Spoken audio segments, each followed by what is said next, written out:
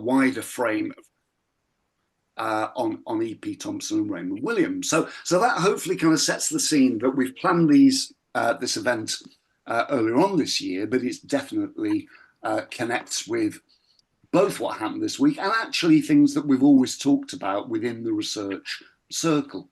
But that's kind of scene setting.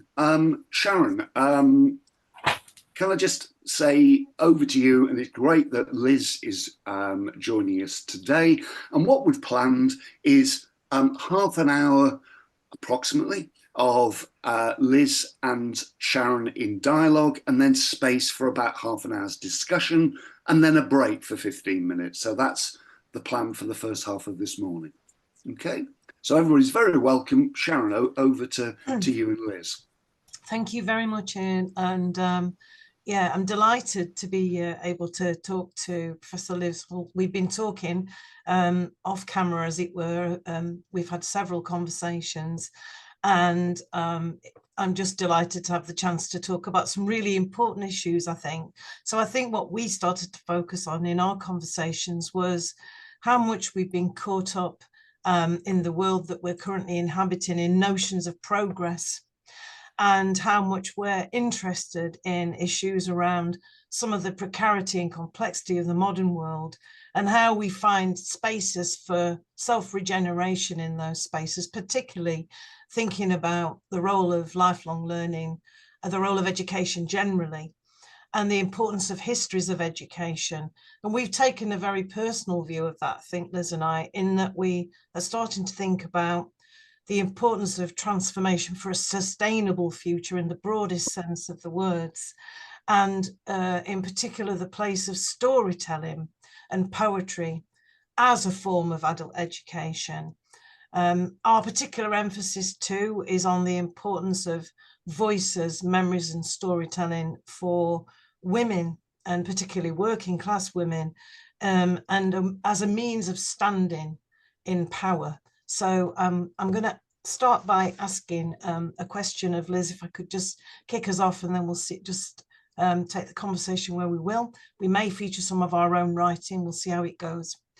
So Liz, I wondered if I could start by asking you, as a way into perhaps our conversation, about what we've both seen as something around the neglect of literature, which focuses on working class struggle and the liberation of the spirit, but also the fact that you and I have both looked quite carefully to see if we can find examples of working class women's literature, and have largely come up against something of a blank on that subject.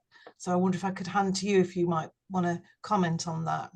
Yeah, thanks. It's lovely to meet you all, and great to be talking to you, Sharon. I've loved our conversations over the last month or 6 weeks, and however long it's been, but it's been brilliant talking to you and learning from your work.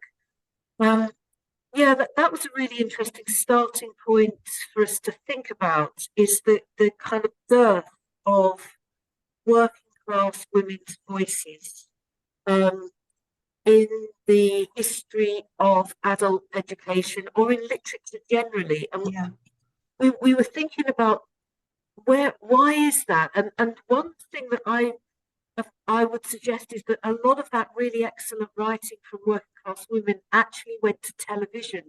And so maybe we're looking in the wrong place. And so maybe the really brilliant writers like Sally Wainwright, and more recently Michaela Cohn, have actually gone to a different medium. But there is something interesting about the angry young men's movement of the 1950s. People like Stan Barstow, John Osborne, those kind of working class voices. It was a very masculine voice, and it's only really, and I'm not an expert in this, but it's only really Sheila Delaney that you can find representing the feminine point of view. So that was just interesting, because we started off thinking, how can we celebrate these voices? And then, to our kind of embarrassment, we both realised we couldn't really find many. And so that was the starting point for our conversation, wasn't it? It was. And we did talk, didn't we, about other mediums. I'd been recently, Cilla Ross had put me on to that brilliant documentary about Tish Merthyr, in the Newcastle area, who'd done the most amazing photographs, charting and chronicling, if you like, working class life in the 70s and 80s in particular. And I was very moved by that, but also very powerfully about the fact that her voice ultimately had been kind of stifled, in that she failed to receive Arts Council funding in the end, as I understand it. And it's only the work of her own daughter to resurrect and promote her work that's finally achieved some form of recognition. So for me, this is something about wider exclusionary practices in education more generally. You wrote about that really brilliantly in your article about education and exclusion for previously looked after children. I thought in your article about using Heathcliff as a lens, which I found incredibly powerful as someone who's fascinated by Victorian literature. So I wondered if you might want to say a bit more about that, Liz, as well. Use couple of the quotes that I picked out from your article, where a child is formed as a subject by the social education setting in which they find themselves. And you also said that there's something about finding ways to resist the script that history has written for us, which I found incredibly powerful. And I wondered if that's something about yours and my writing as well, what we're in effect trying to do as individuals ourselves in our own work.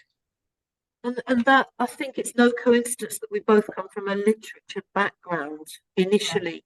Yeah. And because that's what literature can do, it can open up different scripts and different stories, and to come back to your opening comments, to bring us into the realm of the imagination. And it's that thing that William Blake said, that what is imaginable is real. So it opens up possibilities for different futures and rereadings of the past that the sociological account can't do.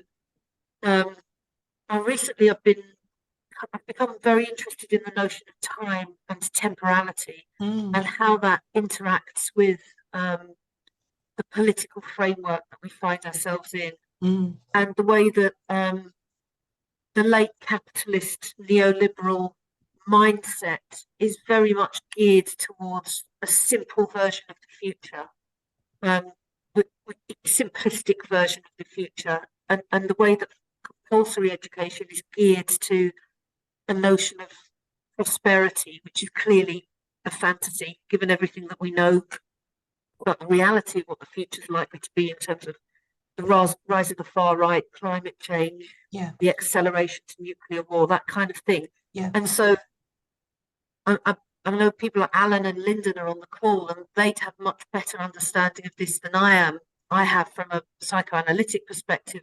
But so what is that fetishization of the future that we get with the current political mindset?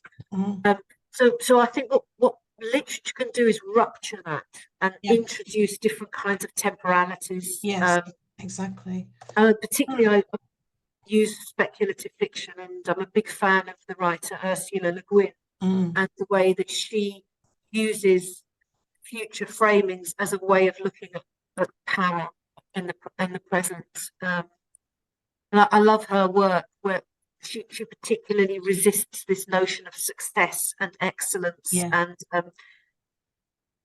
I like to think of that in the terms of feminist ethics of care, and actually, instead of progress and advancement, we ought to be thinking about holding and healing and repairing, and then much better metaphors for education. Absolutely. All of us. That whole idea of temporality really interests me as well, because I think that also that brings me at least to thinking about the kind of the ways in which we look at our own lives as well, the lives of our forebears and those who've been part of the fabric of our own experience, if you like, and how the kind of ruptures and tears in time are the moments of, in my view, genuine imagination, where imagination and transformation become possible. I've noticed that with you. with your writing, Sharon, because your poetry is brilliant, and that's what you do. You bring the history into the present with thoughts about the future, and it's just kind of magical the way poetry opens up different kinds of conversations than any other text can. It's incredible the way it does that. Yeah, I totally agree with you. Yeah. There's something about for me, it really is the wild, going back to Ian's point, that point of imagination, because I certainly, speaking for myself when I'm writing poetry, I don't feel like there's a kind of filter. I don't feel like there's an intellectual filter in the same way as there is with the kind of rigors of academic writing. Yeah. It feels like it comes from somewhere really quite different, from another place. Yeah. And that's that point of, I can't even describe it, but it's a kind of a central, some feeling about something quite untrammeled that emerges. And I think there's something incredibly powerful about that. And that's something about the other question I was going to ask you about, this importance of legend and myth that you write about in relation to Ellen Sixu, but in your book. And I'd really love to talk a bit more about that. You know, how you see that I find that is the space through which change really happens. Yeah. Because the foundational myths are so powerful, and I don't know, it's something about when we work in that arena of archetypes, it allows us to think in much more open ways. The myth, the Greek myth that I've used, well, it's the Latin rendition of it through Ovid. I've used Pygmalion, you know, the story of the sculptor, as a kind of metaphor for adult learning, or an allegory of adult learning. And in that story, as Ovid tells it, the Pygmalion is this misogynistic sculptor who is sexually attracted to women, but is also a misogynist.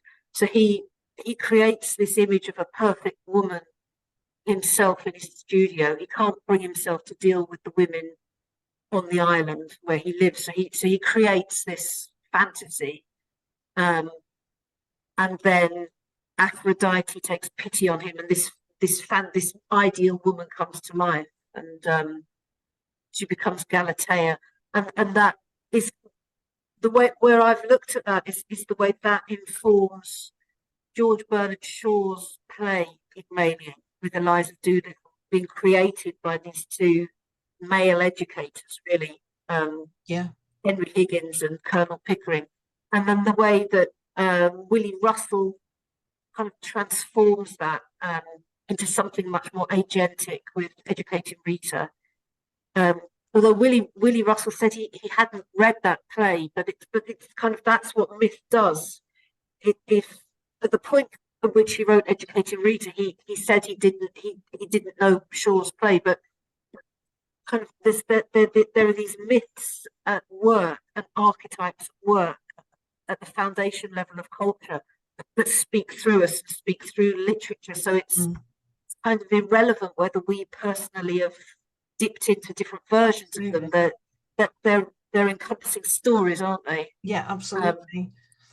And actually, go on. Sorry, you go ahead. No, go ahead, Liz. There's a beautiful, really beautiful rendition of that myth by Ted Hughes in the book of poems that he wrote just before he died. He rewrote tales from Ovid, and in that version of Pygmalion, the woman is actually a spirit. She's been banished to a life of half dead, half life. She's circulating the world, trying to find herself a body.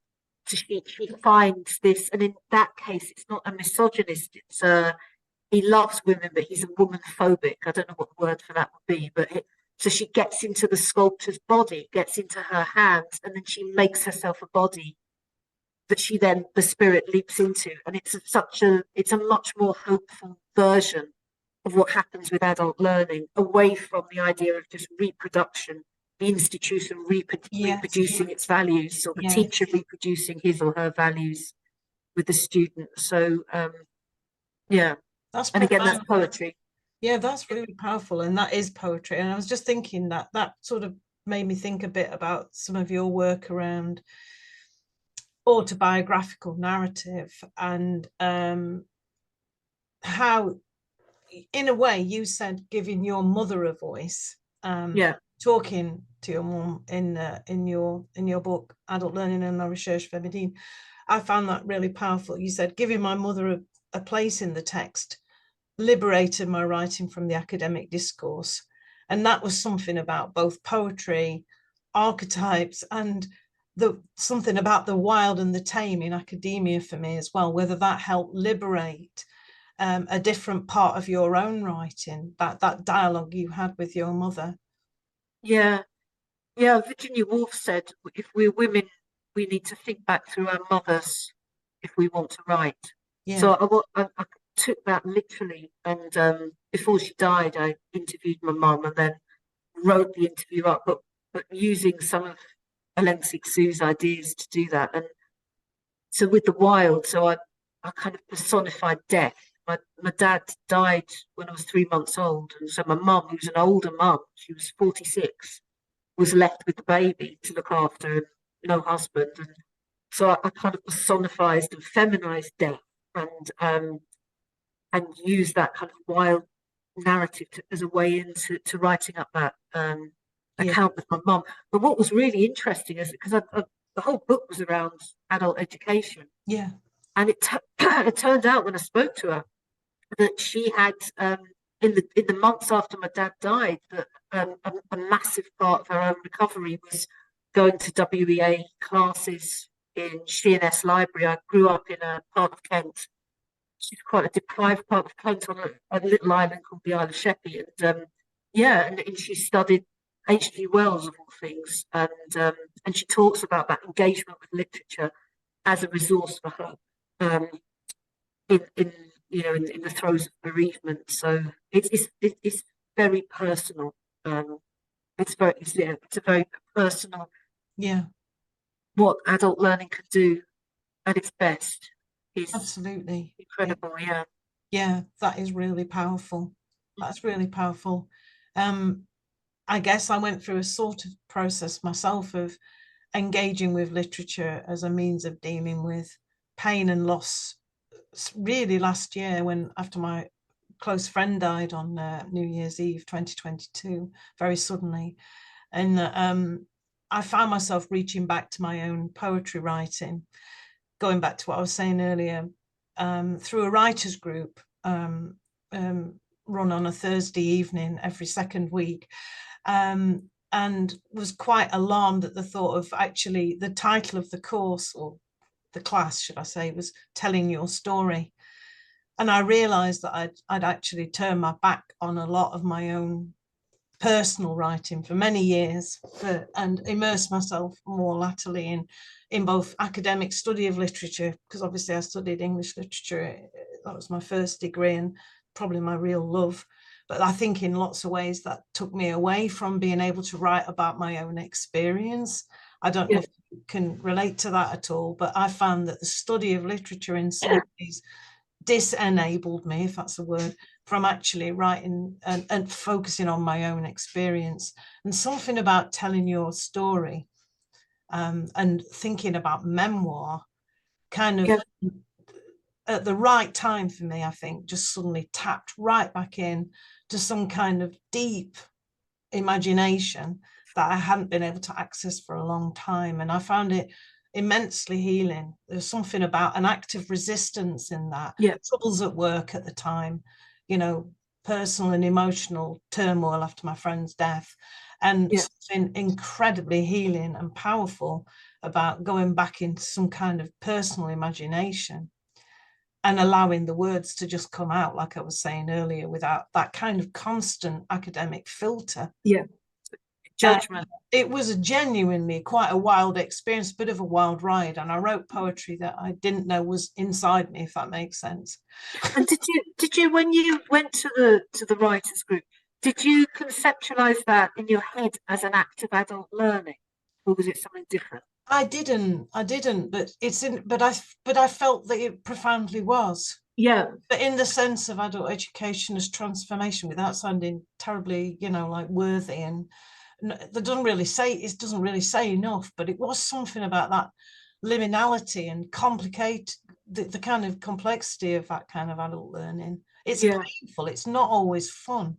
I yeah, just remember, because my dad, as you know, went to Ruskin College as a minor, won a scholarship there, and I wrote a lot about my dad's experience, and I remember the profound difficulties he had when he came back to Bolsover from yeah, Ruskin.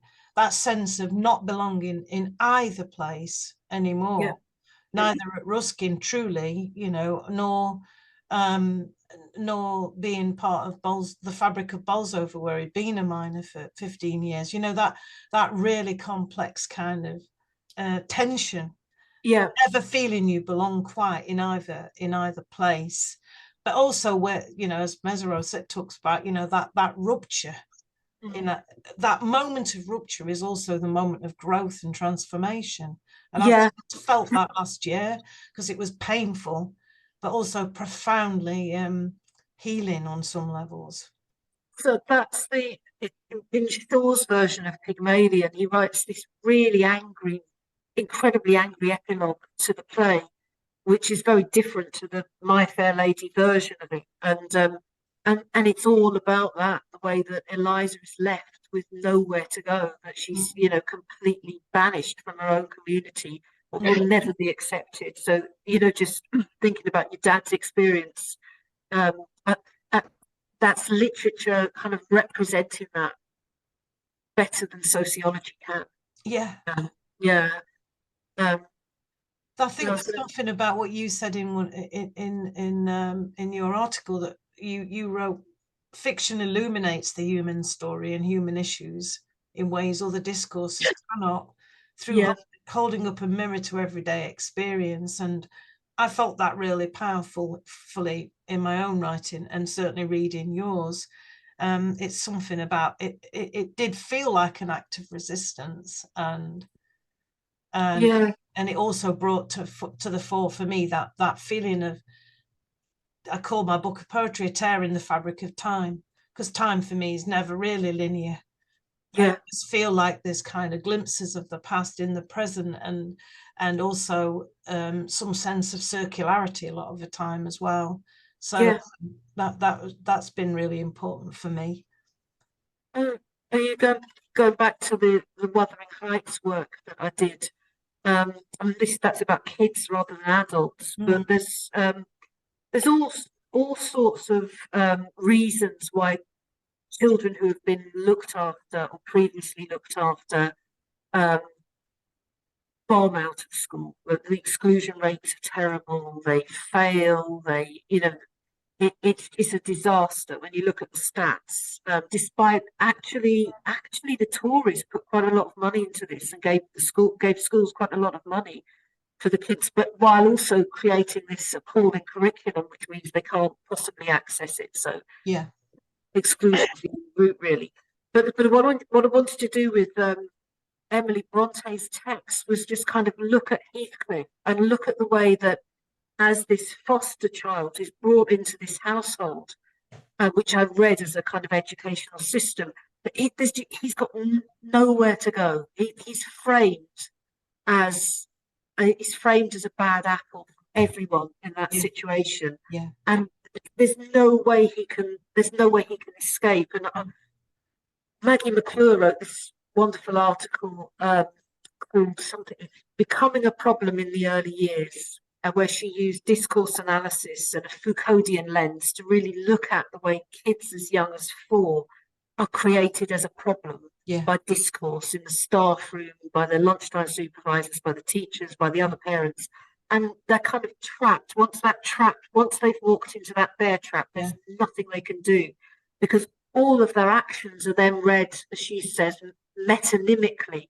So they can't just have a tantrum like other 4-year-olds can. It then becomes a symptom of whatever it is. Yeah. Version of Apologizes them, isn't it? Yeah, they're pathologizing. Yeah. So I wanted to use the framework of Wuthering Heights to see how that's played out in fiction and how all the actors in that scene create it. But the other thing I was going to say, Sharon, about adult learning and your idea of rupture is that there are lots of liberation narratives that Laurel Richardson has written about this, but there's a kind of recognizable liberation narrative, which is education saved me. I had this grim working class life, education saved me. But in the work I've done with adult learners in locations like Ruskin College, is that kind of coexists, but is always brushing up against and jarring a much darker narrative, which is a much more angry narrative about colonization and conformity and policing. Yeah. And the two of them coexist all the time. Absolutely. And I just noticed a couple of comments in the chat. Even the act of writing, requires some form of headspace, as Gail's just written. And as she writes too, many people are coping with the cost of living, survival, and have little time to be creative. So I absolutely accept that. And I also accept that this act of writing I was describing was a privilege in some ways, having the time and space, albeit trying to make it to write. So I know not everyone is in that position. And it's not just resources, but it's also just care. Yeah. That when you're when you're expending huge amounts of your time as a carer, as a parent, or as a partner of somebody who's ill or disabled, or carer of elderly parents, or whatever in the community, it's really, really difficult to find that creative space and for it to work alongside caring. I think, and I haven't resolved that for myself. I don't know what the answer is to that. It's hard. It is hard. So, but do you think, is there anything you would like to read, any of your pieces, Liz? Or I'd love to hear from you. I could do if you want, if you've got time. Have we got time, Ian? I've lost track of time.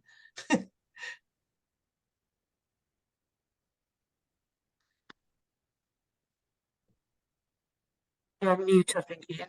Yes, absolutely. But I think about 5 minutes, and then I think what will be really interesting is to pick up some of these comments in the chat.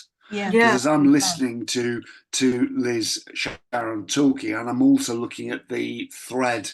I was just writing a comment there in response to what Anne had posted, Anne Staines, about the WA project in Washington. So we'll come to that. So perhaps, let's do that. And then let's perhaps open it up, Sharon, to you leading a discussion. Does that sound good? Yeah, that's absolutely brilliant. And what I was going to ask Liz, if she wouldn't mind, is we've been sharing some of our own work. So I asked Liz if she'd read a short piece, and I'm very happy to read one poem of my own just to finish as well, if that's okay, which is something about Liz's response to my poetry was profoundly important for me, because it's about trying to, in my world, it's something about portraying working class women in particular. I focused on my grandmother and trying to get away from the stereotypes as well, there's something really powerful. So I want to hand over to Liz first.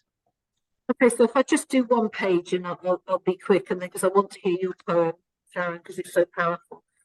So this is from this book I wrote, but this is the book that Sharon referred to. It's 12 years old now. I can't believe that. So this is just on the basis of the interview with my mum. What my mum does after my dad dies is audacious. In the middle of her grieving and with a small baby to feed, my mum returns to her adult education class, seeing it as something that offers hope. Not just for herself, but for her whole family. And this is her speaking. I did all my own education after I left school in the hope that it would come to something eventually. I didn't realise how it was coming to fruition in you three. She means me and my brother and sister. But it did. It gave me an aim to ensure that you were going to be educated. This is me again. As such, she makes a direct link between her own continuing education and my own initial education. It allows her to continue her faith in education that was supported by my dad. She mentions my dad's experiences of adult education, in quotes, because he went to classes, he went to night school to learn all about radios and stuff, you know. In addition to existing independently as transformational activities, reading and writing are formalised in the act of education. Education is both a function of love and a realisation of resilience. She studied, in quotes, Monday nights at the library, and the subject is English literature.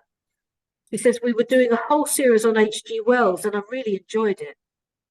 I had no idea that my mum had done this when I arranged the interview. The focus was initially about the development of my own resilience. When she revealed that she'd begun an adult education class before I was born and then carried on after my dad died, the interview took on a new important dimension as a text about adult learning.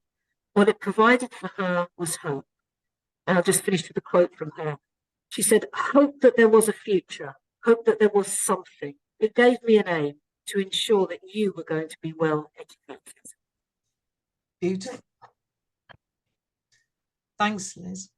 And my poem's called, this is about my grandmother, who was a complex figure and someone who had very little education and for whom her creativity showed in her cooking, but not in perhaps the way you might imagine. It's called Killing with Comfort. You were never dainty or refined, not the grandmother of fairy tales with soft white curls and gracious habits. Instead, an adamantine, mad-haired figure with your fagash perilously teetering over the pans, almost killing me as a baby, with added encrusted food for good measure. Your bottles of whiskey under the sink, your eyes pouched by alcohol and something indefinable, sadness or disappointment, hard to say. Essentially unknowable, kind, cruel and coarse by turns, the gritty surface only. But your food was a joy. Mountainous piles of potato, day-glow mushy peas, beef cooked to melting, every vegetable known to humankind, it seemed, to my child's eye, cooked this side of oblivion. It was end of the pier, end of the world, a masterpiece of imprecise precision, a declaration of intent. You never followed a recipe. You crafted by eye, by feel, by weight, a cup of this, a pinch of that. Your treacle sponge was to drool for, cooked in its V-shaped basin, oozing with sugar and golden syrup. Your fruit loaf, crumbly and dry, interspersed with fat, moist fruit, heavenly with butter and tea. You faltered only once. In your epic trifle making, your love of the booze took over. More brandy than jelly or sponge fingers, floating in a potent slurry, with cream squirted on top and chocolate flakes aslant. A moment of collective hilarity. Lethal to children, but somehow intoxicating. So lovely. Thank you. I loved it because it's just so powerful and you just get so much in there. It's just beautiful. And as I said to you, it's just the way you resist all of those stereotypes and kind of give the woman a voice, which is very complex, very nuanced. I love it. Thank you, Liz. Thank you for a brilliant conversation as well. Thank you. It's been a real joy and a real pleasure, and I feel tremendously hopeful after having met you and talked about our writing and our thinking. Likewise, Sharon. Yeah. Brilliant. Thank you. Thank you. So yeah, I just on that note, it would be lovely to open up the conversation. I haven't been able to follow the chat, obviously, because we've been speaking, and but very happy to open up the debate and the dialogue and just have a look at what we've got in the chat as well. Is there anything in particular that you've picked up on? Because I've obviously not been able to follow all the way through, so we can maybe pick up on some of the points. Yeah, this is kind of breaking the kind of chronology, but picking up on, threaded through. Anne was talking about some work with women writing about experiences in the 80s, 90s with the WA in Washington, and that struck a chord for me and some other work that we heard. Anne, is Anne here on the call? I wonder if Anne can tell us, and perhaps also we could listen if Keith's got a perspective on this as well. Could we have just a little bit of a response about how that work that Anne has written about may relate to what Sharon and Liz were discussing?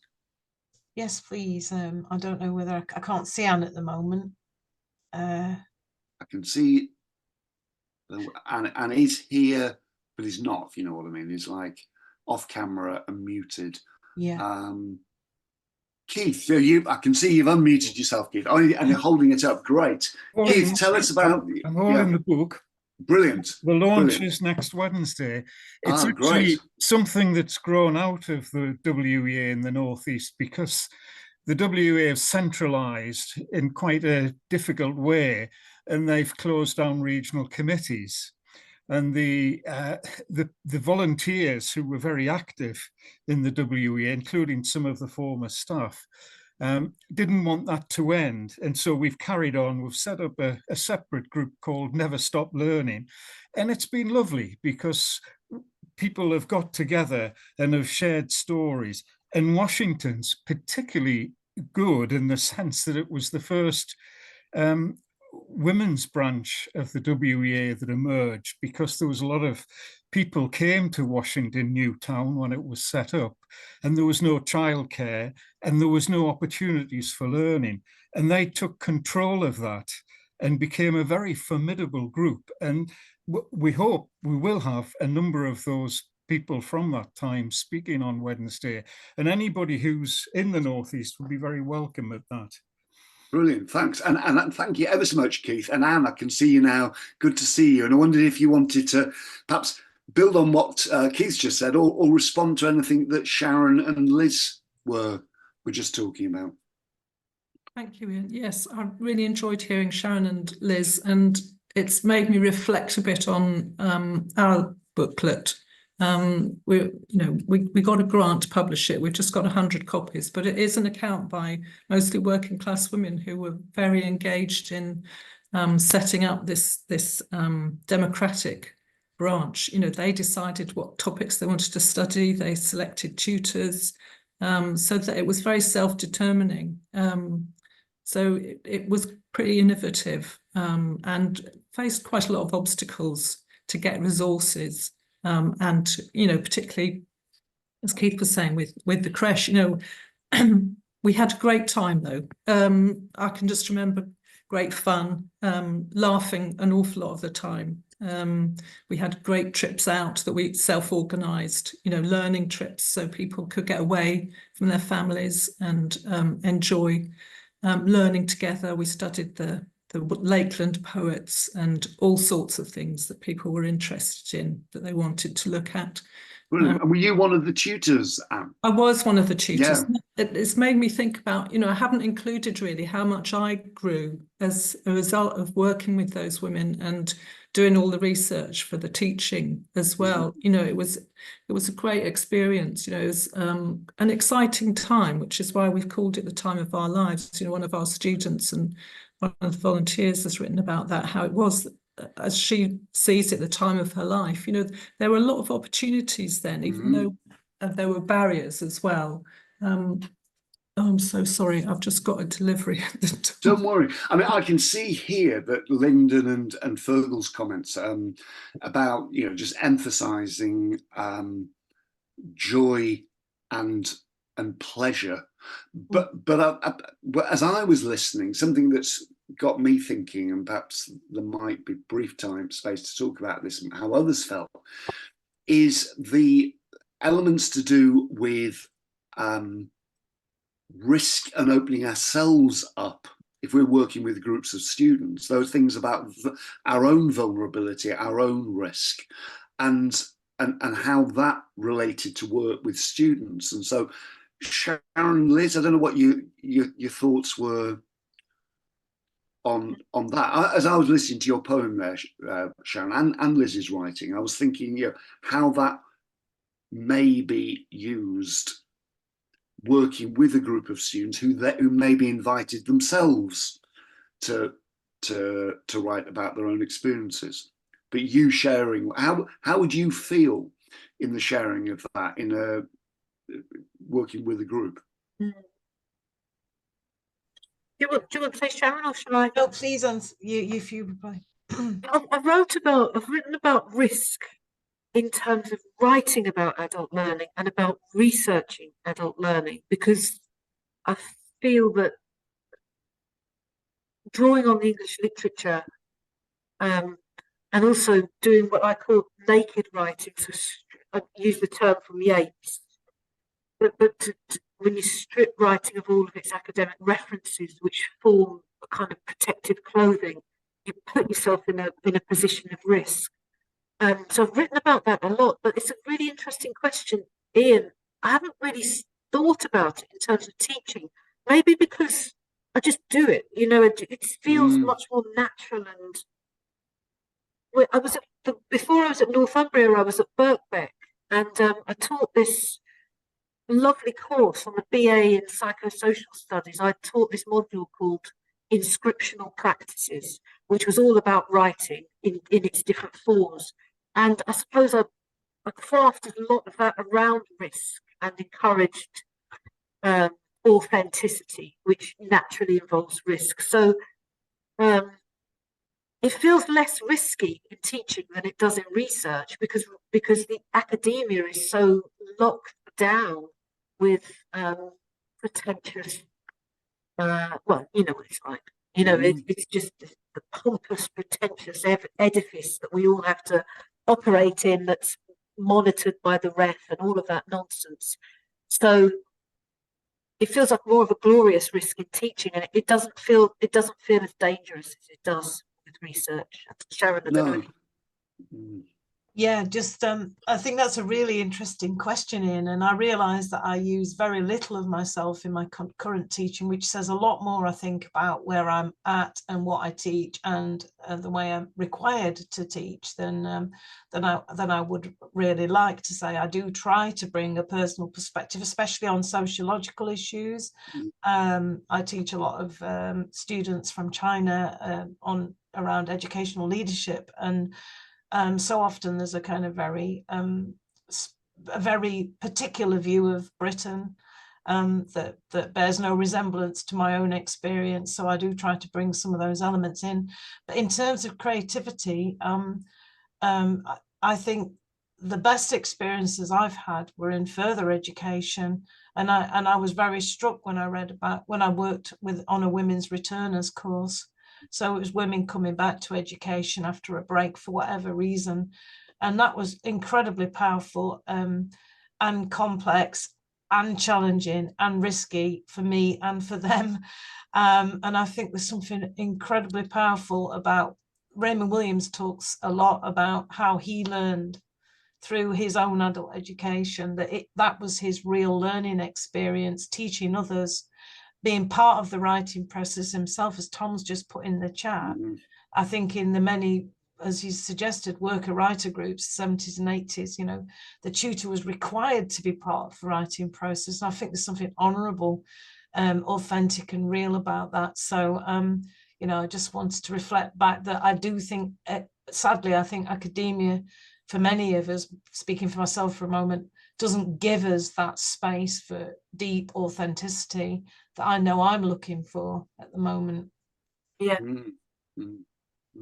That's great.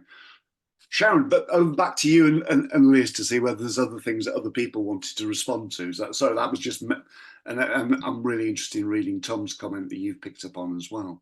Did you want to ask anybody else, Sharon, Liz, any other questions, or do you want just an opportunity just to have a quick scan down the chat thread? Looking at Scylla's comment, which I totally agree with. You know, she says working with union and WA women in the Yorkshire coalfields in the 80s, it would have been hierarchical of her in some ways to ask for the exposure and reflection of others and not share her own lived experience. Absolutely, yeah. That's something I absolutely agree with. I am absolutely committed to the lived experience, and And actually, I want to resurrect my grandmother and my aunt and the other working class women I know and have loved, and give them a voice and recover them from sort of occlusion, and give them give their lived experience some prominence in my own writing at the moment. It feels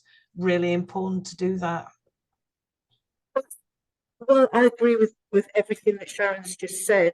And something Sixu says is that the best we can do is let the dead speak through us, that's what the purpose of writing should be. Yeah. But I don't know if we'd come to this later, we might do, but I suppose I just want to just open up to the idea of how we can create these spaces now. Like, what can we do? And this work seems so important, and what can we do? What are the spaces now where we can find room for this kind of creative work in communities? That's what I'm interested in, really. Me too. Me too.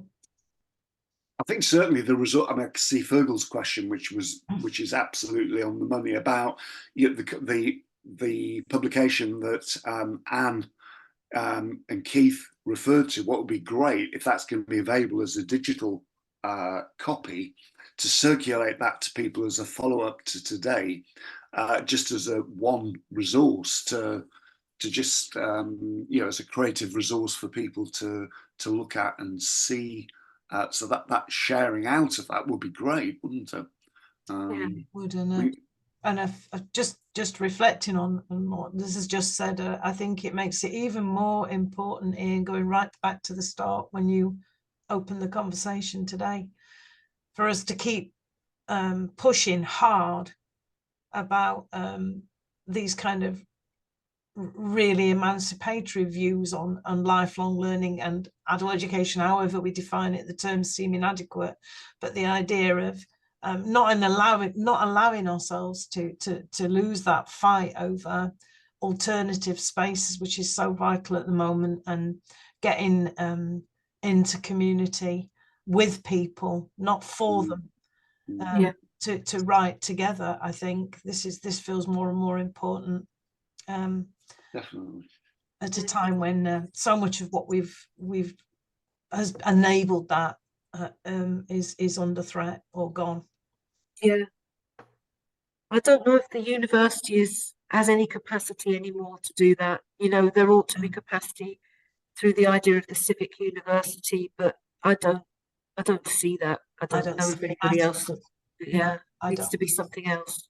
Yeah, I totally agree, and I think we see around as a world in which arts and humanities spaces are becoming the privileged spaces of the middle class, and working class people are being excluded deliberately, it seems. Yeah. So I think that we've got a big and important fight on our hands in the UK. Yeah, I agree.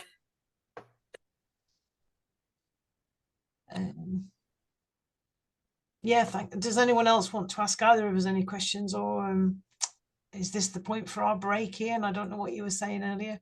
Yeah, I mean, anybody, can I invite anybody who's just to open it up? We've kind of shaped the discussion around responding to some of the comments in the chat thread and put those back. I wondered if we just open this up now for 5 minutes people just wanted to make any contribution, and we listen to those, and then we just perhaps pause for 15 minutes and have a break before Tom. Does anybody want to pick up on any of the themes that anything they've either listened to or that they themselves put into the chat? Could I just say how much I find it so refreshing, and I'm reflecting on why. And it seems to me that some of the words I've heard this morning, like joy, and I know both Liz's work and Sharon's work, so forgive me, I've been there with some of the things you've struggled with and understand, I hope, a bit. But it strikes me that one of the great challenges is about how do we have conversations about the idea of a gift, because we've been heavily laden with Bordian capital and things like that, that we've somehow forgotten an aspect. And I think it is forgotten, because I think earlier generations did understand some of this, at least at times, or the joy of learning. The other thing I wanted to quickly say was about time. I think there's something about the way we are with people that can make some difference. And I'm not wanting to ignore at all the material and emotional pressures on people, but by taking moments of time, which Raymond Williams did actually, the stories of Raymond Williams in the Ashmolean, giving space for a miner to tell his story. These things, when people later tell stories about their learning, can be incredibly important. So I think we need to be revolutionary almost in every moment of the day in that sense. So, but thank you. Thanks to both of you. Yeah, that's a really lovely idea. I love the idea of the different use of time as political resistance. Yeah, and as you put in the chat, Linda, just slowing down and resisting this push to the fantasy of progress. Absolutely. Absolutely. Yeah. Yeah, and it feels like a means of connecting with others, doesn't it? In the darkest and most difficult times, you know, finding those temporal connections feels like an act of resistance, but also a means of connecting much more deeply with people, which is important, even if that's only in fragments of time or moments. Yeah.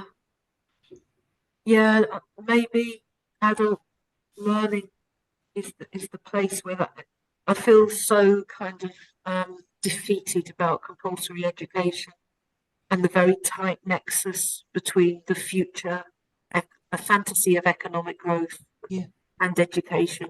And I don't really, you know, I don't know what Labour will do, but I don't see any kind of, I don't feel optimism that this kind of central devotion to the PISA scores and the PIRLS results, you know, this as we got further into the campaign, it was the only thing the Tories could really say was that their big success was that 9 to 10-year-olds are now ranked 4th in the world for reading. And I was listening to Frank Boyce. I don't know if you heard him on the radio the other day. He's the new children's laureate. He was saying, but reading is not the same as decoding. That's just a measure of decoding. It's not about children's relationship to literature in any way. So I don't see a philosophical change from Labour in that. So it feels like the adult learning is the only space really available to do something that's much more radical in terms of time and temporality and transformational learning. Yeah. On the temporality thing, are we talking necessarily about literature? Because I'm an engineer, so that's a problem. But No. but tomorrow we've got a session at this at Ella Baker, which Julian Manley's kind of convinced me to join him. And the expression, we're going to create a temporal space for people to express through drawing. So we get involved with the climate justice. We've had a series of things called We Make Tomorrow. So it's about owning tomorrow, because it's people at the bottom are going to make it. And Julian's taken that a bit further. So we're going to have a session called We Dream Tomorrow. And that's going to take the form of drawings and stuff. So Oh, lovely. Yeah. we'll see what happens. Sounds great. Yeah, thanks. Yeah, because that's about imagination and creativity, isn't it? And that's kind of central to, I think, what me and Liz It's giving people the opportunity or the right, opening a temporal space where you can actually express, you know, the things that are important to you. Yeah. Yeah. Yeah. Yeah. Interesting, really interesting. Sharon, I don't know what you think. Tom, a suggestion. Why don't we take a pause for 15 minutes and then come back together at, say, 12:15? Tom, does that sound like a good idea? Yeah.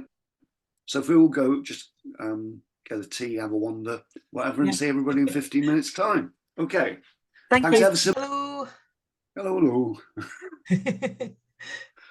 I don't know. I think people's interpretation of 15 minutes is understandably a bit elastic this morning, I think. Yeah. Everyone's a bit tired. Yeah. I think so. I think so. Yes, absolutely. You were talking about taking time, or we were talking about taking We time. were, Lyndon. That's absolutely. Yes, absolutely. Yes, indeed so. I've noticed a number of people in the chat have said that they've either had to bob off or have had to, are hoping to perhaps come back. I think they took your advice, Ian. I think they, as you so eloquently put it, they had a wander. Had a wander. They're not quite come back yet. It's what I did. I had a quick go outside. Did you? I had a wander. Sorry, I thought. No, that's good. It's Nice that break. whole thing, isn't it, where you can, sit down, need to stretch and all of that. Yeah, absolutely, absolutely. Points in the chat as well. Ian, just Jim Mowatt's just talked about the importance of headspace and how important the adult residential colleges were. I have to say a big salute to Jim from me on that point. Big salute to you as well, Sharon. Oh, thank you, Lyndon. I was just thinking that was a wonderful comment, because he talks about, I remember many of the people I interviewed talking about getting away from the day-to-day and the quotidian and having the space to think and reflect and more to the point, that kind of rupture that Liz and I were talking about, getting away from just the kind of realities of the day-to-day, having genuine headspace, which is what Jim's talking about. So just wanted to say thank you for that comment. And he says Unite the Union has an established programme of education for schools, so I'd be interested in hearing more about that as well. Okay, sorry, I've got something in my eye. I mean, it'd be really interesting to perhaps pick up on that comment of Jim's. What about if we did this in sort of two halves, as we said broadly in the thread right at the beginning? If this sounds like a good plan, Tom, if you wanted to kind of lead us into a discussion for say around half an hour, and then that comment there of Jim's and any others we weave into a discussion in the second half. So why don't we do that? So yeah, I'm making it just after 11:15. Yeah, Lyndon's now getting me absolutely paranoid at naming time, but anyway, I am 11. Just after 11:50. So, Tom, so can I welcome, for those people who don't know Tom Woodin has been a member of the research circle since we collectively first met. I'll let Tom introduce himself, but the brief that Tom has agreed to take today is to look at E.P. Thompson and Raymond Williams, and obviously we provocatively called the title The Unknown E.P. Thompson and Raymond Williams, and in some of the messages I put a question mark after that. So Tom, do you want to kind of take us through your interpretation of how perhaps the roles of Thompson and Williams, and perhaps how they relate to some of what we've heard earlier as well? Thank you, Ian, and thank you everyone. I must sort of apologise a little bit that slightly kind of misselling that I am using Thompson and Williams a bit as a kind of starting point for taking a kind of wider swing and thinking about adult education as a whole. Partly had an injury and making excuses here to stop me doing the kind of what was planned, but nevertheless I will talk about Williams and Thompson. I think the theme we started was when we in our discussions that they were being perhaps misremembered and not adequately, and the adult education angle certainly being underplayed in Williams and Thompson, and how important that was for their work and for many other things. So I'll talk a bit about that, but we were kind of also talking about listening and how we listen and how we learn from learners, if you like, in adult learning. So I've got some slides And I was going to say they won't take long, but you know, once you start, you know, the old academic adage, you know, why use 100 words and 1,000 will do. I will try and, oh, hold on, share my screen. I do have there's a brief video. Whether that will work for me, I doubt it, but it's possible it will work. So that's where I'm up to. And I think, and it's a historical account, because I'm primarily a historian, but I dabble in any other dark art that I can, really. You know, in the past, I think, you know, writers on adult education, they responded to something called an adult education movement, you know, and it was a very palpable one, you know, with a quite an interesting and secure kind of history. Whereas I think now there's lots of adult educators around. Whether they'd all describe an adult education movement in such confident terms, I very much doubt. One of the best books on the history of adult education, written before many people here were born, JFC Harrison's Learning and Living, 1961, in line with the kind of, and in line with the Communist Party Historians Group, of which Thompson was a prominent member. They tried to move the focus of their study away from institutions towards what they called social formations. And for them, that often revolved around social class, but it could potentially revolve around other inequalities and understandings of life. So with that in mind, Harrison, you know, called for the need for a much wider approach to the history of adult learning based on social purpose rather than institutional form, which is very much in line with that. Then he goes on to make a distinction between the education of adults and adult education. Under the former could be included anything that influences the adult mind and a vast number of social activities. Whereas in adult education are included only those activities which have some purposeful educational intent. I'd probably suggest now, you know, where we are, that we probably have to explore some of that territory, you know, beyond activities with a purposeful educational intent. To include that and welcome it, but to think more broadly in how we might go forward in learning from people's experience. I mean, rethinking what adult education might be. And I've got three examples that I'll talk about in a minute.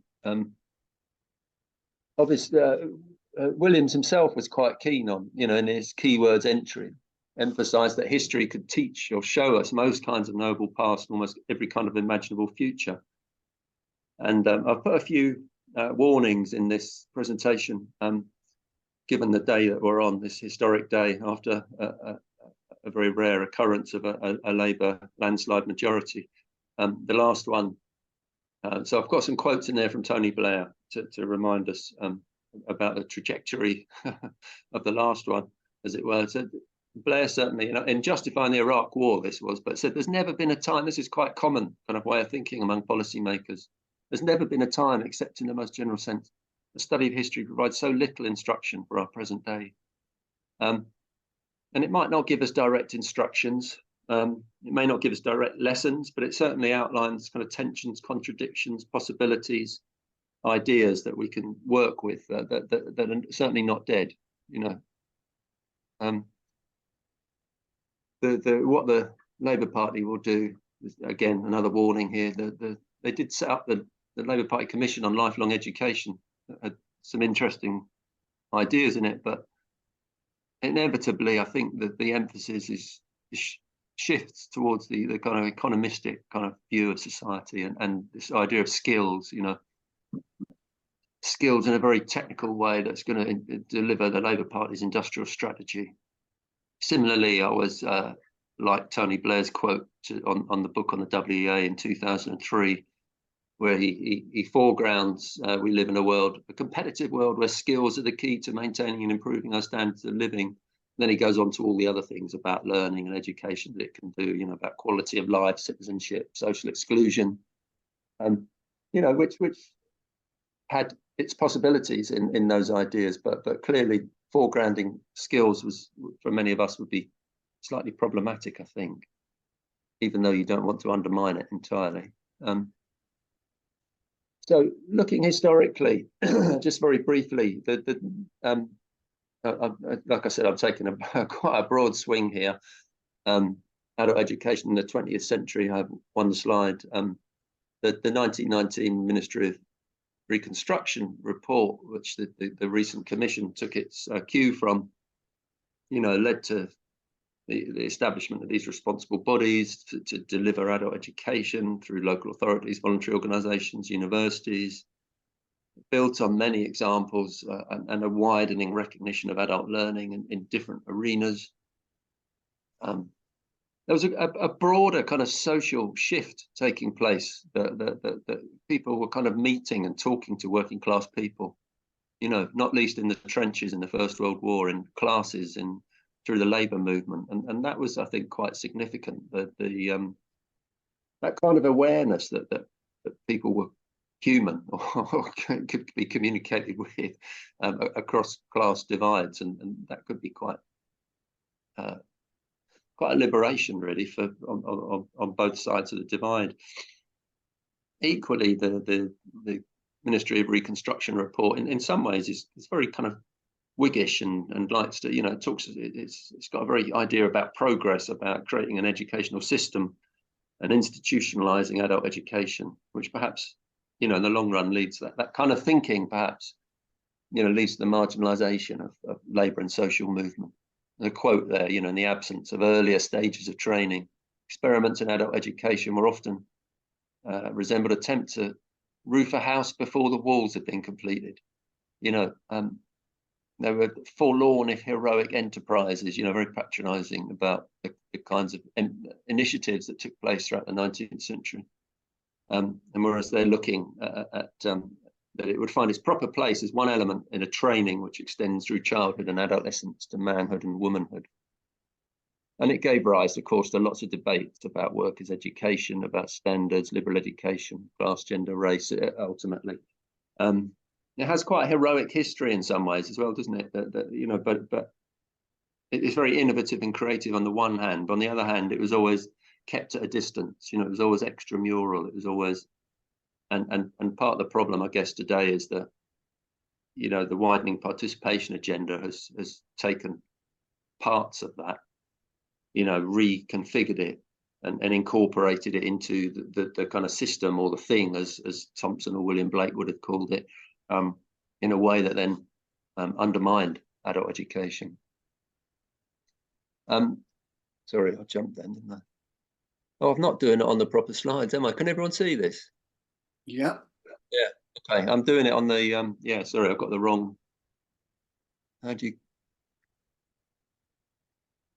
reading views? And Go to slideshow, Tom.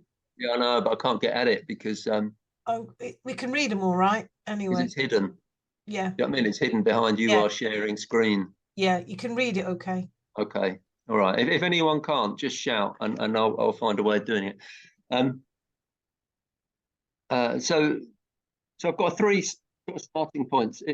Three kind of examples. One from starting with E.P. Thompson and Raymond Williams. One with on the kind of co-op culture in the interwar period, and one on worker writers in the 70s and 80s, and just to try and think a little bit about listening and learning from learners, as it were. So I'm sure many people here would be quite familiar with Williams and Thompson, and Williams' famous 1958 essay, Culture is Ordinary. It was a very groundbreaking essay. His emphasis on the attempt, learning from G.D.H. Cole, that he was interested in workers' education rather than just adult education.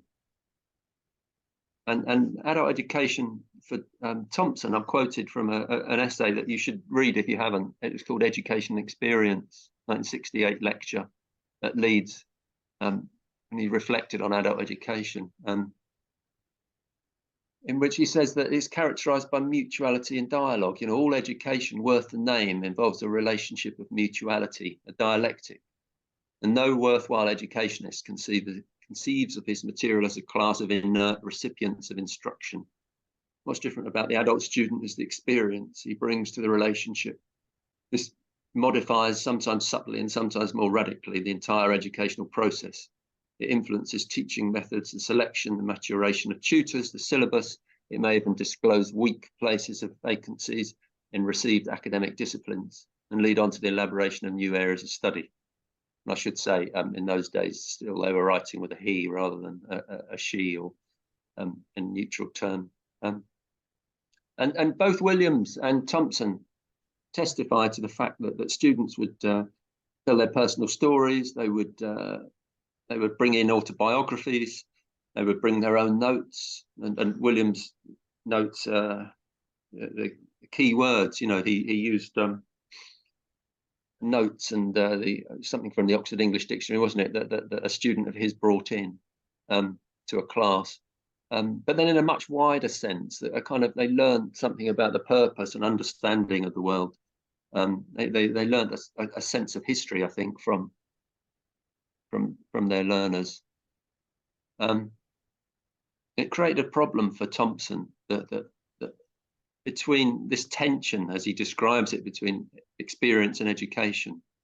He says education, he's talking about the 19th century here, it was leading out towards a new, wider mental universe, but also leading away from, and Sharon was kind of talking about a similar theme earlier, leading away from, out of the universe of experience in which the sensibility was grounded that he's talking about. In most areas throughout the 19th century, the educated universe was so saturated with the class responses, it demanded an active rejection and despised of the language, customs, traditions of received popular culture. The self-educated working man who dedicated his nights and Saturdays to the pursuit of knowledge was asked at every turn to reject the entire human law of his childhood and of his fellow workers as uncouth, immoral, and ignorant. And the final quote, which I won't read, is an interesting one about the danger of universities for Thompson may confuse the kind of professional technology with intellectual authority and expropriate the people of their intellectual identity, as he puts it. But Thompson's quite good the essay is interesting in the fact that he doesn't just entirely go along with lauding personal experience, and he tries to balance it with the need for education in tutorial classes that he was teaching. And so he's looking for this kind of dialectical intercourse between education and experience, where they come together, and a kind of balance that really needs to be judged and carefully kind of thought about, I think. So for both of them, adult education provided an intellectual direction in which democracy and equality and those kind of key concepts are central. And you can see it in their works, from culture and society, the long revolution, reworking the kind of many of the interwar ideas and this kind of democratic ferment that were going on. And Lawrence Goldman writes about that in his book Dons and Workers. Thompson explicitly says the Making English Working Class came out of this moment. So these new areas of the curriculum, mainstream kind of development start to emerge from adult education, certainly the cultural studies in the post-war period. In an earlier generation, perhaps, the development of English as a subject, or PPE, politics, philosophy, economics, that so many prime ministers have taken. And this is where I thought I might show you a couple of minutes of video. I don't know if this will work at all, but I'll give it a go. You may have seen this. It's available online. If you haven't, tell me if it works. Might have to see an advert first, unfortunately. Hit your goals. There you go. And we're back in third quarter planning. Adams is quarterbacking this project, and she is looking pretty tired, Jill. She's stuck, Bill, and that deadline is looming. It looms for us all, Jill. Ian, wait a minute. Can you hear? She just pulled up Grammarly. Grammarly is an AI writing. I can hear the American. Helps you make your point. Okay. She just asked Grammarly to help her write a summary of.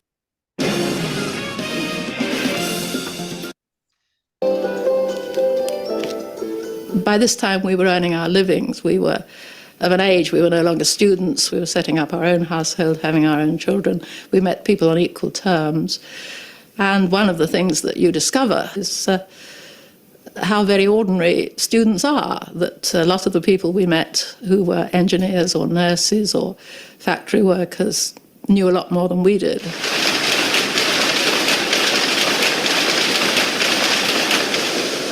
I think it was helpful to me.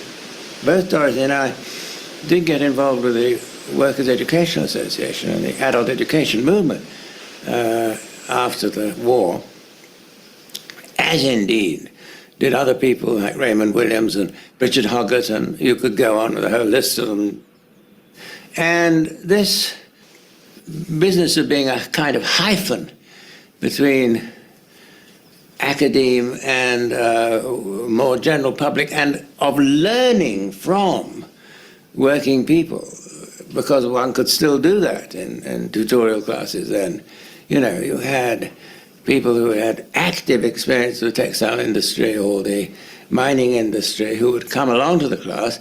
I remember one time I was trying to explain the development of mining in the 19th century.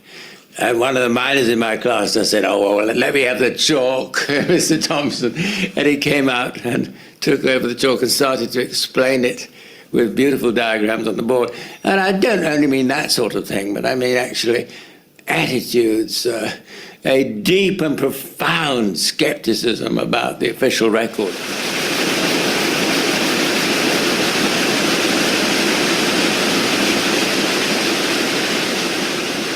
The extramural work I did really led directly into my most well-known book, The Making of the English Working Class, which is very much based upon lectures and work I did with my classes in the West Riding.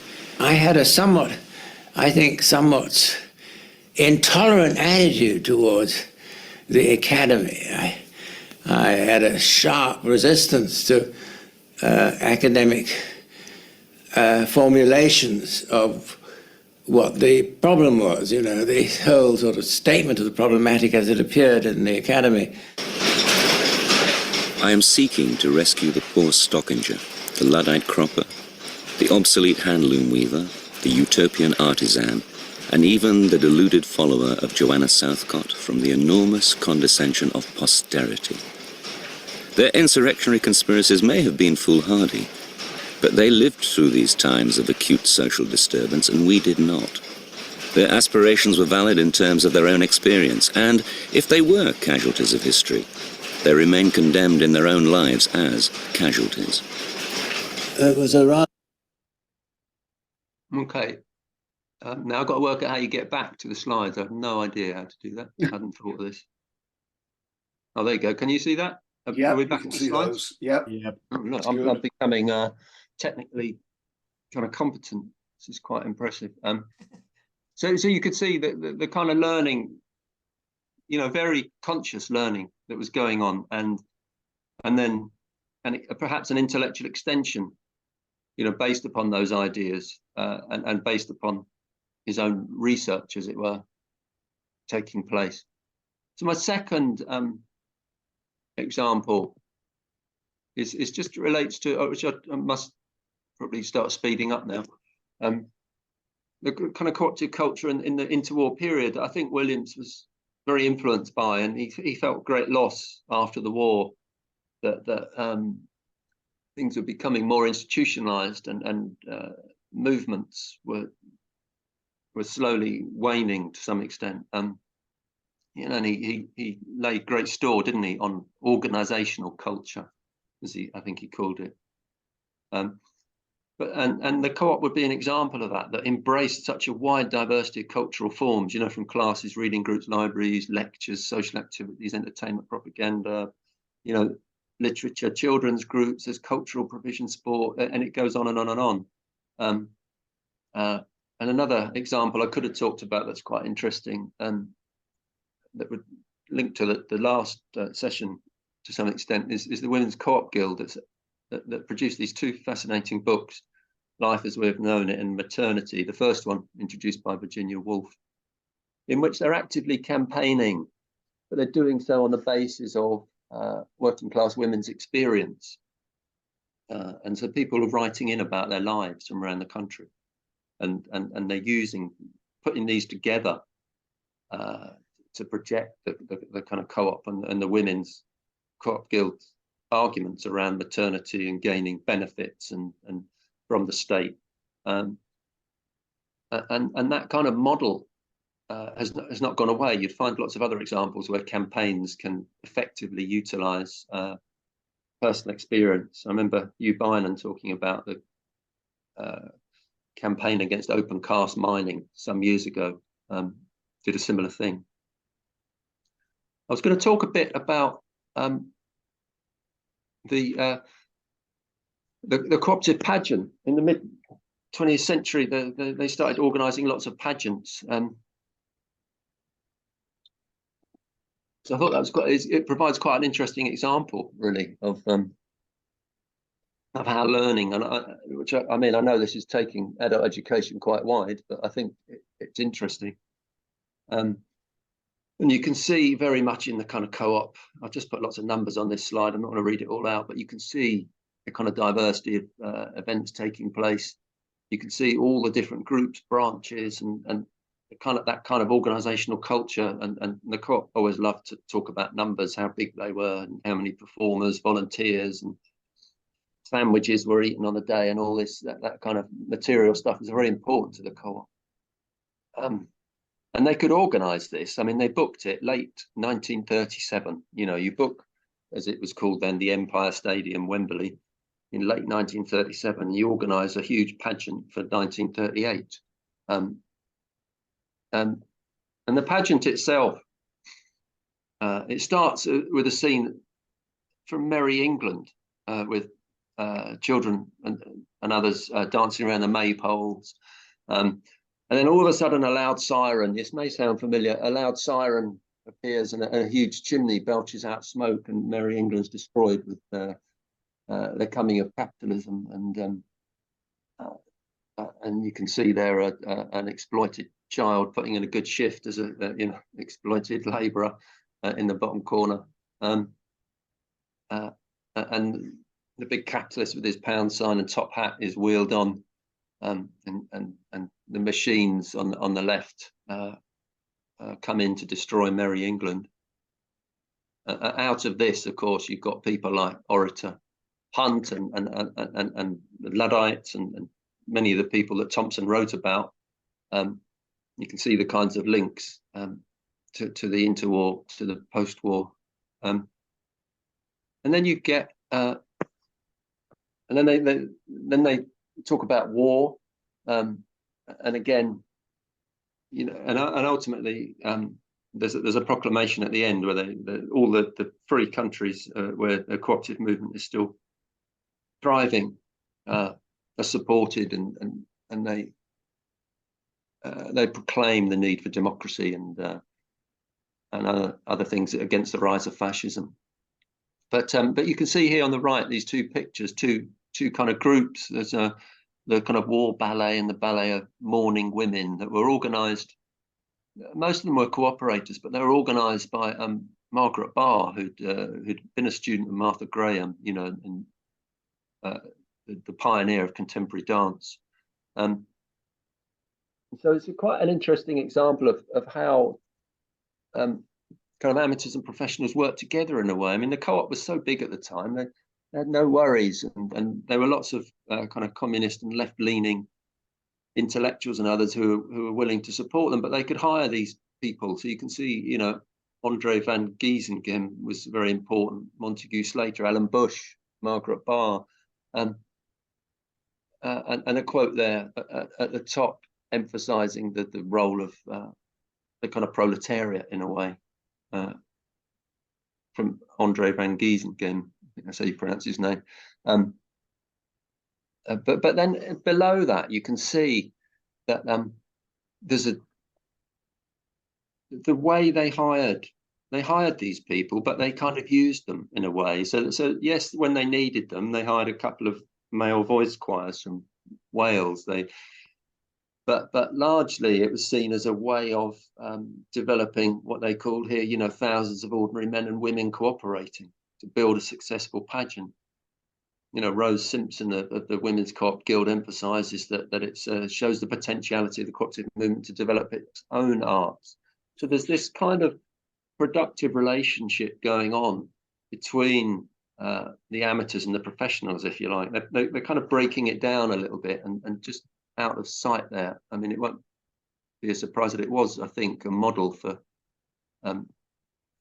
Danny Boyle's 2012 Olympics opening ceremony, you know, which also had the big chimney coming up, destroying Merry England. So then my third example is slightly different from, so I must speed up a little bit, but I'm not too far off. From the 60s and 70s, you know, there was this rediscovery of poverty, if you like, and the challenging, the kind of modernizing assumptions about the post-war world, this breakdown of consensus. And from many different angles, there was a real challenge of, a challenge to professional knowledge, I think, in particular, and the role of professionals, whether that be teachers, tutors, organizers, you know, and a range of professionals. There was a move towards popular history, capturing kind of social change in history workshop, in the Federation of Worker Writers that I'll talk about a bit. There's an adult literacy campaign that emphasized student voice and started to publish adult literacy students' writings. There were working class writing groups were networking through football matches and other things between Hackney and Liverpool and elsewhere, that eventually gave rise to people like Jimmy McGovern. There was the biggest thing that started it was a school strike by in East London to support Chris Searle, who'd published a book of his children's poetry. And you can see here some of the titles give you a kind of clue of some of the stuff that was published. You know, Poverty, Hardship, but Happiness. This emphasis on learning from the past and not demeaning, as many people argued, working class lives in you know, before the coming of the welfare state, as it were. Roger Mills on the right provided a kind of different angle, really, that he's very taken, and as you can see by his pose, you know, it's a sort of Mick Jagger type pose, isn't it? He wants to be in a band, I think, Roger, but he's standing. He was very interested in kind of popular culture and kind of looking forward, as it were. If you look where he's chosen to stand, it's because, you know, those posters, "Were you there?" referring to the Battle of Cable Street in 1936. So it's a kind of historically informed account to some extent as well. And then throughout these groups, this quote, this one here on the right is from Right First Time, written by a literacy student, and gave rise to great controversy. Went all the way up to in the then, I think, Department for Education and Science, or and caused lots of troubles because they thought that the tutors must have forced this poem upon this Colin Fernley rather than he could possibly, a literacy student could possibly write a poem that would be, you know, a good poem and very critical of Margaret Thatcher.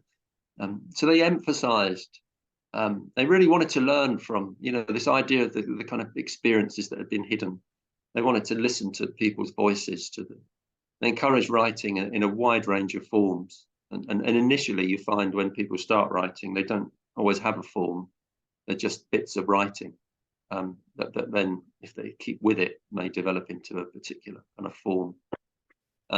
They used language experience, which involved writing down the learner's words, or they recorded them. They wanted to respect the voice and the accent.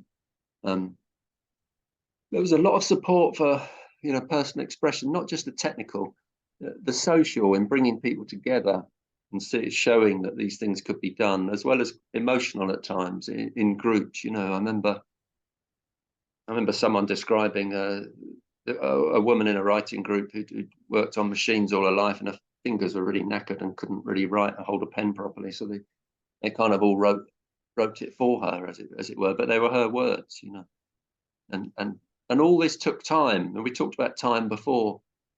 And literacy groups in particular. I worked in literacy for a while at a group called Gatehouse, and spending an hour or two discussing a couple of hundred words of writing is quite a salutary experience, really. You just get different things from it. There was equally another thing that came up in the last session, this growth of assertiveness. I remember I was quite taken with a group of women in the Knoll West estate in Bristol who wanted a writing group. They decided they wanted a tutor. They went to the WA and said, we want a middle-aged man with children. We'll tell him what to do, but he's the tutor. And if he doesn't do what we say, we'll chuck him out. The movement gave rise to those sort of confidences that are kind of almost breathtaking. So they emphasised experience and a democratic alternative, building a sense of community. They often challenged the notion of the canon and liberal education. Sometimes it led in the direction it came out of adult education and also led into it. Sometimes it challenged it. They were often censured, which is quite interesting, by the kind of what I called there the established working class. So, people like Richard Hoggart and to some extent Melvyn Bragg, not entirely because he was a bit more sympathetic, but others in the Arts Council could be very critical. These people like Hoggart had gone through the grammar schools and saw themselves as really superior to the middle classes, and were really wary about these worker writers coming along saying, well, anyone can be a writer, and my experience is as good as anyone else's. So that was an interesting debate. Now, finally, I must stop. A few reflections on, how do we conceptualize this idea of listening? This idea of mutuality. Thompson thinking about balance. I think from Freire we get this notion of praxis, don't we? That is about theory and experience, and the way that was used is often sort of force, in my view, a bit too quick to force theory on top of experience, at the end of a workshop or something, rather than thinking again about time and how long things can take. So we need to think about what sort of changes are taking place and how, about the depth you need to go into in relation to both sort of education and experience, or theory and practice, and the time scale seems very important. There's something about fluid roles in these examples, that sometimes they're more fixed and you respect knowledge and experience and expertise, if you like. At other times, people can be a researcher, a participant, a learner, a teacher, a reader, a writer, performer, and those roles can change. So being alert to that seems important. The spaces and resources are clearly crucial in all those three examples. How we generate spaces in which discussions could take place. Jumping a point there, the discussions across difference seems very important to me. And there's discussion, which is something I didn't mention, but in the worker writers movement, the discussions around Black groups and women's groups and gay and lesbian groups gave rise to huge acrimony and many debates. But there was an awful lot of learning went on, but it often took place because it was a movement without any restrictions. People kept coming back. The acrimony kept breaking out, but people eventually did learn over. But that could take place over years sometimes. Not in the duration of a workshop. At the end of which, people were necessarily banned or not banned from speaking, which would happen in other spaces. Art, expression, experience, I think we're all kind of sympathetic with this, but we need to think about how we conceptualize skill and the economy, really, I think, in terms of a wider human experience. And then they all kind of attempted to build culture, build experience, working class experience into a culture, rather than stigmatizing and marginalizing it. And then I should probably stop, but experience, it clearly is a good starting place. It's not necessarily the finishing point, and there's weaknesses in exclusive focus on experience, certainly. And then just final question: what are the sources for learning today in this way? I will stop. Thank you.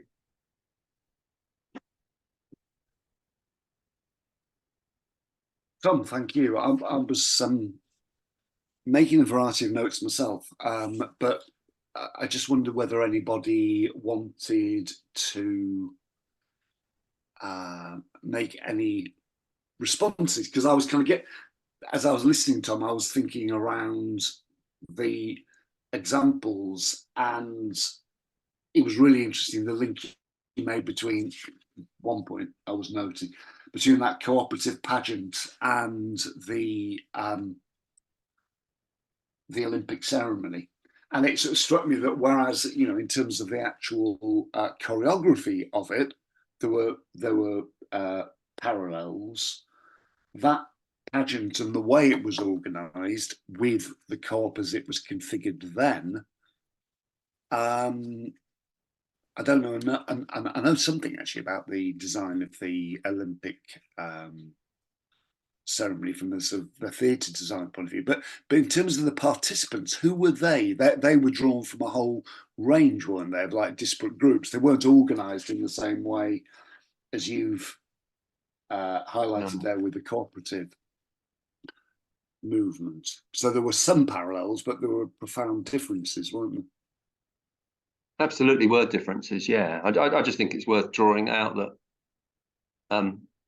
you've got this pageant that is very important, I think, that did have an influence, but what happens at the time I didn't bring out is that the BBC are very I think a little bit, they don't give them a lot of airtime or anything. I mean, they do these things, they organise a massive thing in Wembley Stadium, and I think the BBC largely ignore it.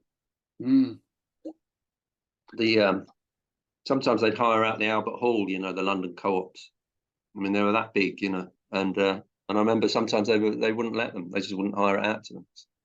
Didn't like these grubby cooperators, So even when you've got the money, even when you're there at the door, it's that kind of thing. Your money's not as good as anyone else's. But you're right about the pageant that no, they are very differently organised. Yeah. Anybody? Something else is in my head, but I wanted to see whether anybody else had got any questions to ask Tom about any of the things. Yeah, Sharon. Three people have. Oh, I beg your pardon. I'm sorry. Right, Ian. I'll go from here. Fergal top left, and then Ian, then Susan. Yeah, and then Susan. Hi, Fergal. Oh yeah, how are you doing? All right. I really enjoyed that, Tom. Thanks very much. Really clear and inspiring, very useful. I guess there's a couple of things I want to sort of say and maybe ask your response. The first is I like very much what you said about JFC Harrison, the question of educational purpose. I think that's a very useful way of beginning with that. And I think my view, and this is mainly based on trying to read Irish adult education, but not exclusively. So maybe it looks different from your perspective. But viewed historically, viewed critically, I think adult education is not so much a movement or social movement, to be accurate. I think it's genius, and when it's been most creative has been when it's been very permeable and receptive to what social movements are doing more widely. And I think some of the high points of adult education activity, and that is certainly not just in Ireland or the UK, I think internationally, have happened when there's been that sort of openness. And so and I think a lot follows from that, because if we begin to sort of conceptualize it as a part of the educational space that is receptive and open, then we begin to read it as sort of part of a more general social learning process. And in that sense, the making of the English working class is a beautiful, layered depiction of how we learn collective agency.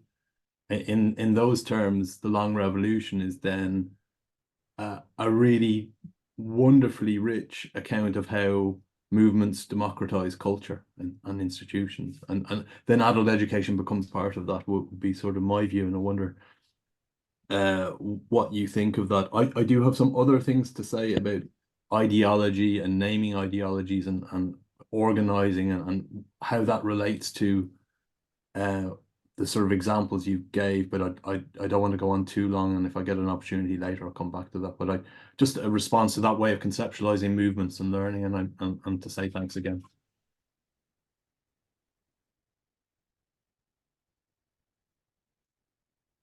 Sorry, I muted myself. Thank you, Fergal. I think that's interesting. I think Harrison did refer to a kind of adult education movement, but you're absolutely right that it derived, you know, its authority and power from wider constituencies, if you like, that had to exist, and perhaps there's a point at which, as all this wanes a little bit, that adult educators cling on to this notion of an adult education movement, but which for good reasons. But I absolutely take your point, you know, about the relationship between, which was assumed, you know, for much of the 20th century, between the labour movement and adult education. So thank you for that.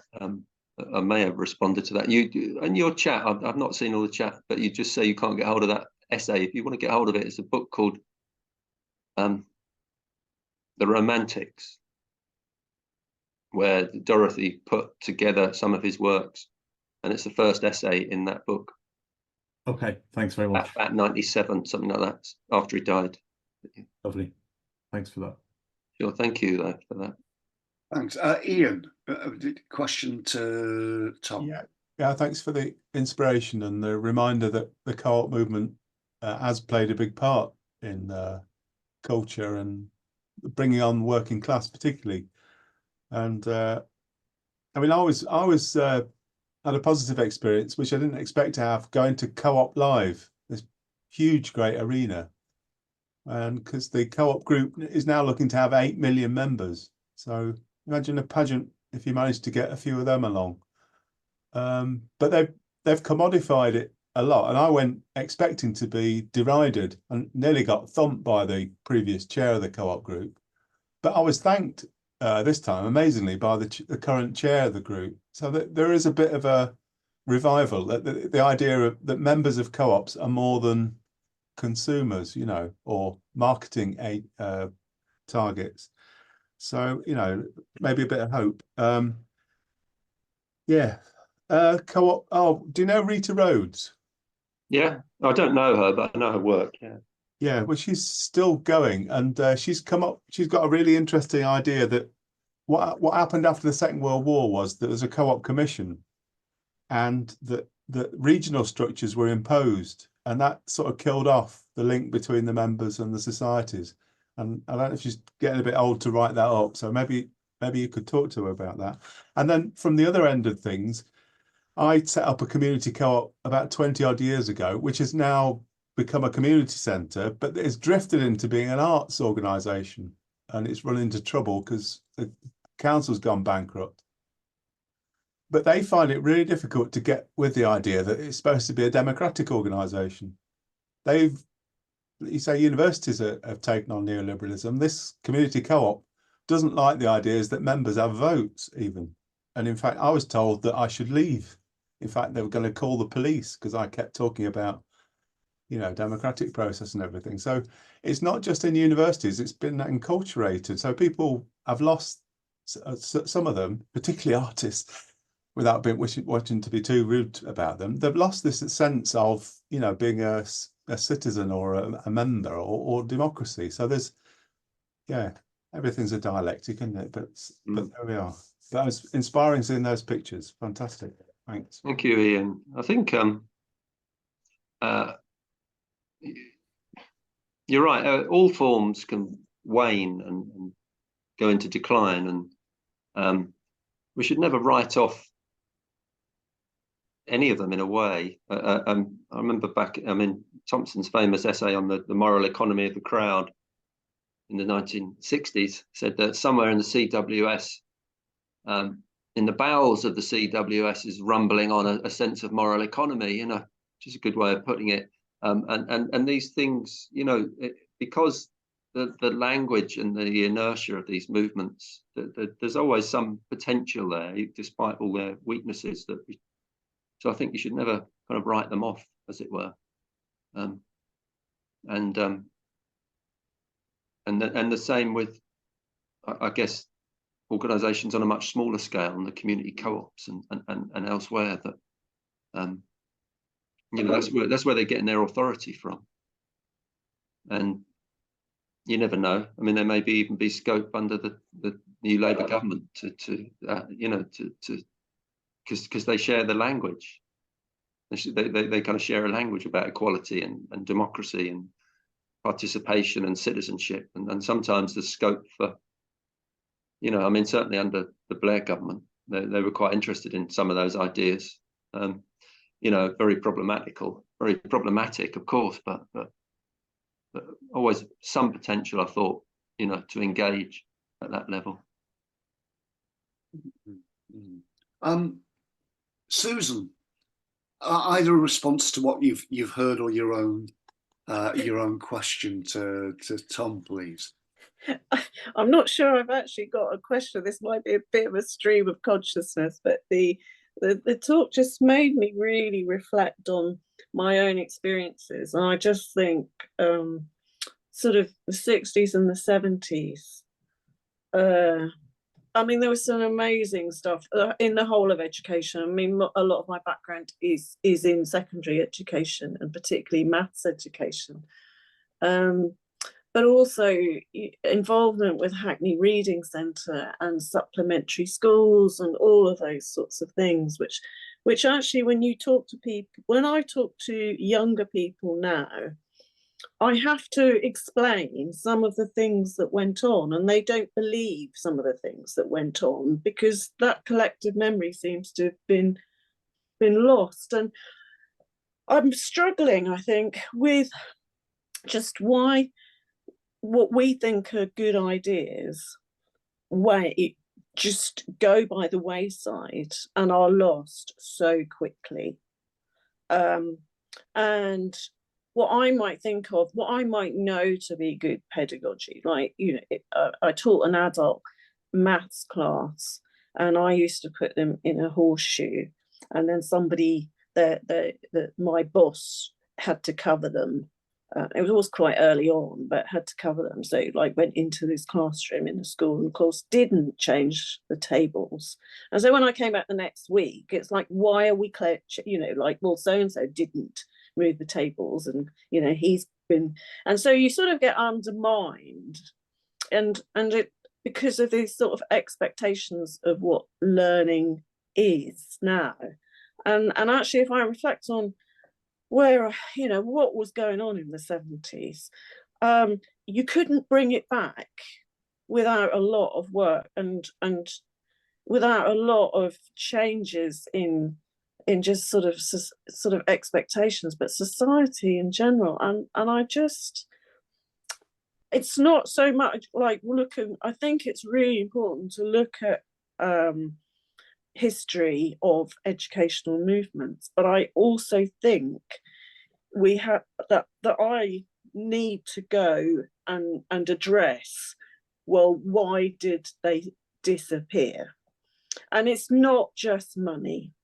That's my feeling. It's not just money. There is a deeply conservative resistance to modern, and just being able to flip it back because it's easier actually suits quite a lot of teachers and learners, and that's a really hard thing for me to accept. And maybe I don't completely accept it, but I think I have to recognise that a lot more work and a lot of changes have to happen before we can go into progressive education again. And I don't know what that might look like in the future. But I suppose we have to heed the past, that things get lost very quickly and forgotten very quickly, or disparaged very quickly. Yeah, and that thing about lost and forgotten is something that Susan, we and others spoke about this week. There was something I was going to comment on, but I saw Gail had put, so let me go to Gail, and then I'll perhaps come back to that, a link to that point you were just making, Susan. Gail, welcome, and your point, please. Oops, not hearing you. Are you on mute?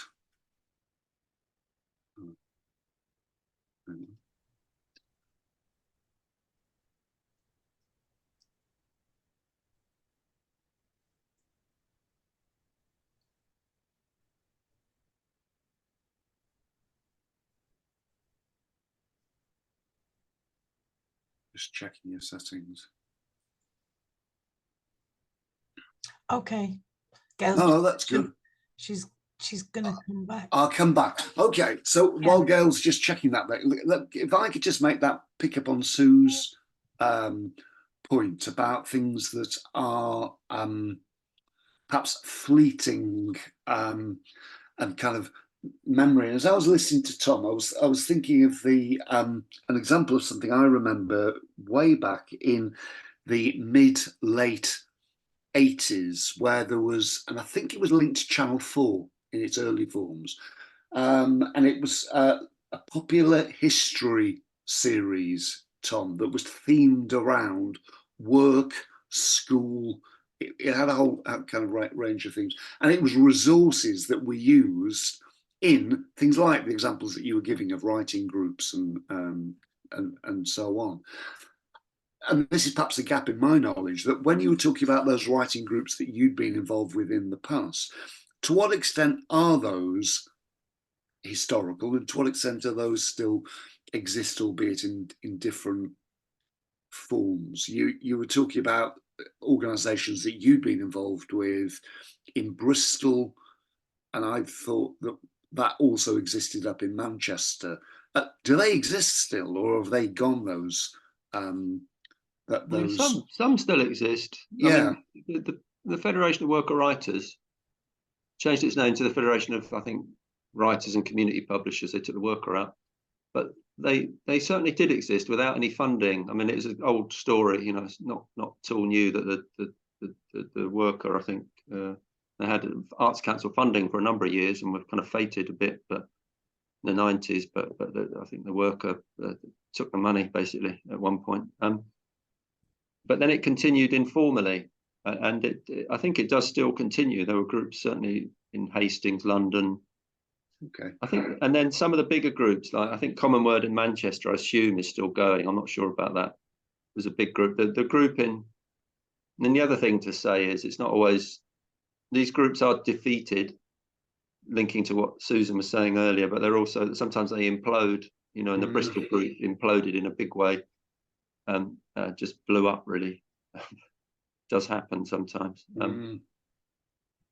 So yes, there are some, but it seems a little bit more disparate, you know, a little less visible than it was. Yeah. So the conditions under which they're possibly existing, but existing in different forms. And I think that in itself, I think, is kind of is interesting. Gail, is your connection back on?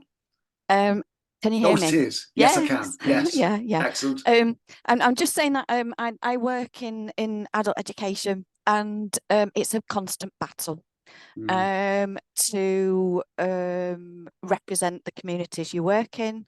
I constantly have battle with groups who are battling for space, and are disempowered basically because of the barriers that are put into them by funding and access to space. So I was hearing about the WEA being centralised. A lot of the community provision is centralised. People have to come into maybe town centres.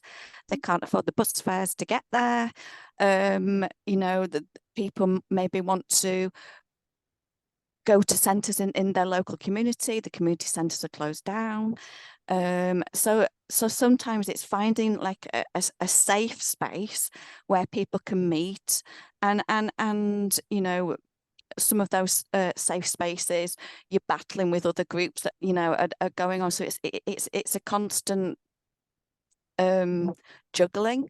I think as a professional, it's trying to. I mean, I love what's going on in Washington, and you know, and the self-determining groups, and that itself.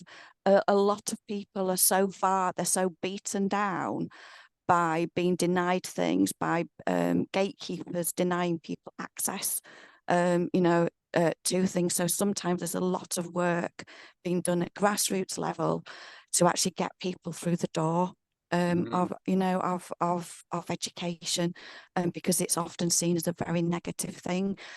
Job centres are mandating people to attend education, and education should be, people saying, a joyful thing. It should be a joyful thing. If you're mandated to go to classes, it's not joyful. No. And part of people's lived experience is their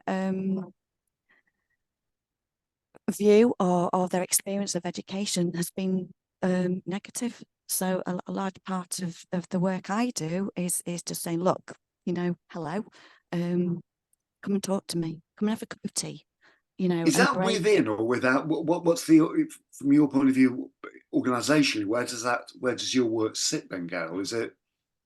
Well, I've worked in many different organisations. So at the moment, I'm working for a very large local authority. Okay. But I have previous experience in FE colleges, in charities, doing work, you know, within companies. I've got a vast experience of adult education. I've never seen it as bad as it is now.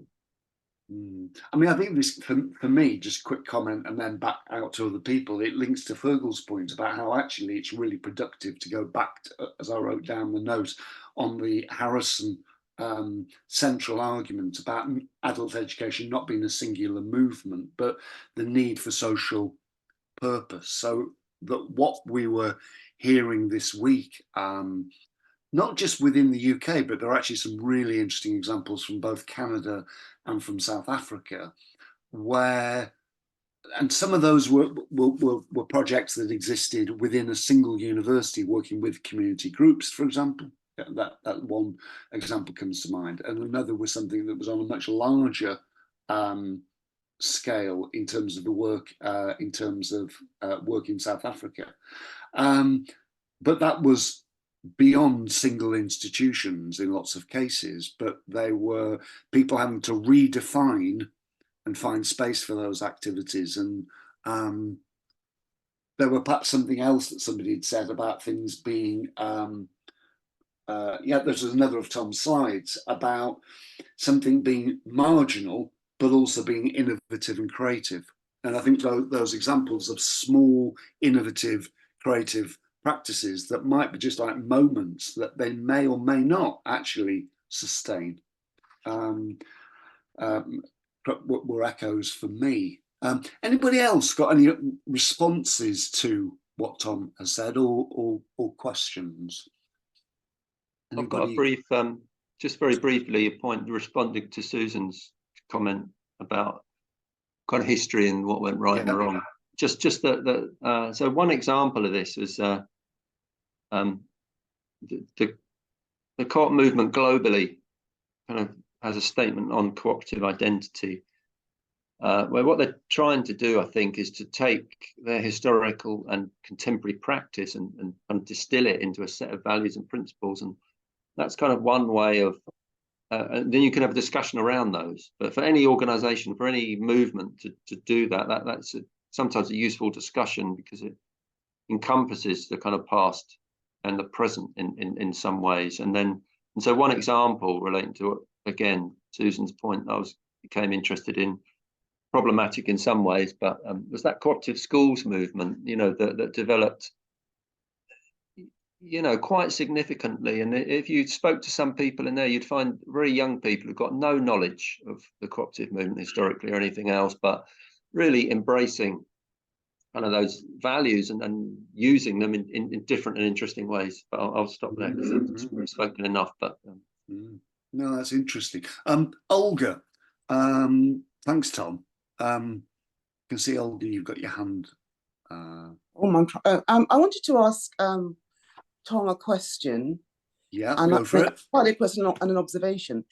I don't know if I'm articulating this quite correctly, but what I'm thinking is, how do you strike a balance between speaking about the things you're speaking about throughout the morning, about the lived experience of the working class and so on?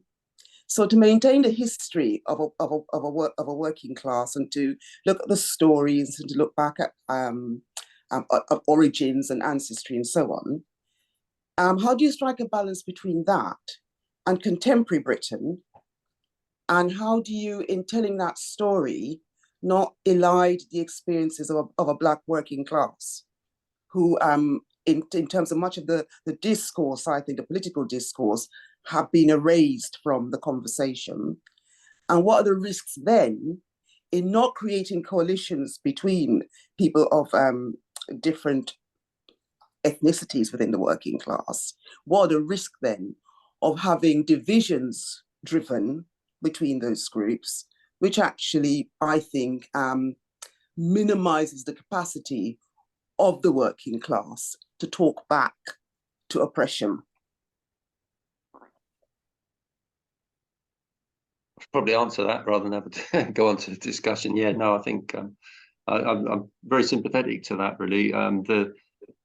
Historians are kind of, for a number of decades, have been engaging with, Britain as the where and how the boundaries of Britain are drawn, and clearly, on the one hand, and then clearly on the other, how class is defined, and whether it's assumed to be a kind of, a white working class or more diverse. Certainly in the kind of worker writers movement, that debate was very open and out in the open, and many Black writers, some arguing for separate groups, others arguing not for separate groups, was taking place.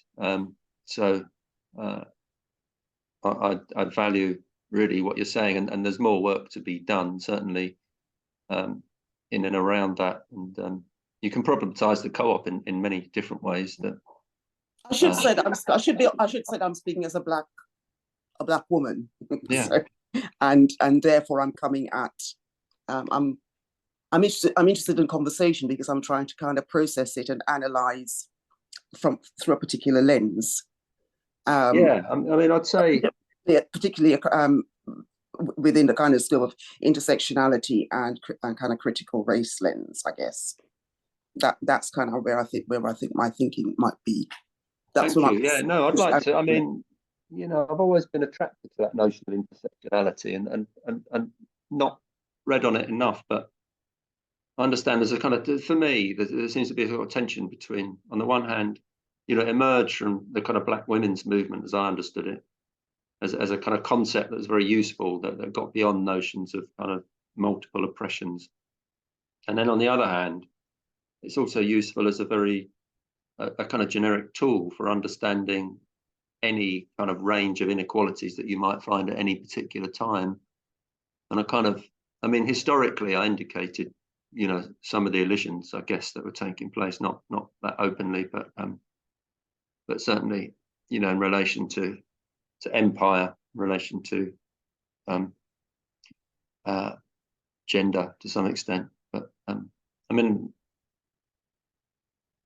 on what you said, I suppose the only other point I'd add, I don't know what other people think about this, is that we need to, sometimes there's kind of quite clear and conscious kind of separate groups, as it were, and at other times historically there's so much overlap and interconnection and intersectionality, as you say, and so how we understand both of those, how we work with that kind of complexity, it kind of interests me, really. I mean, on your broad point, I'm sympathetic to it, and have been trying to write something about kind of empire and film, and quite recently in education.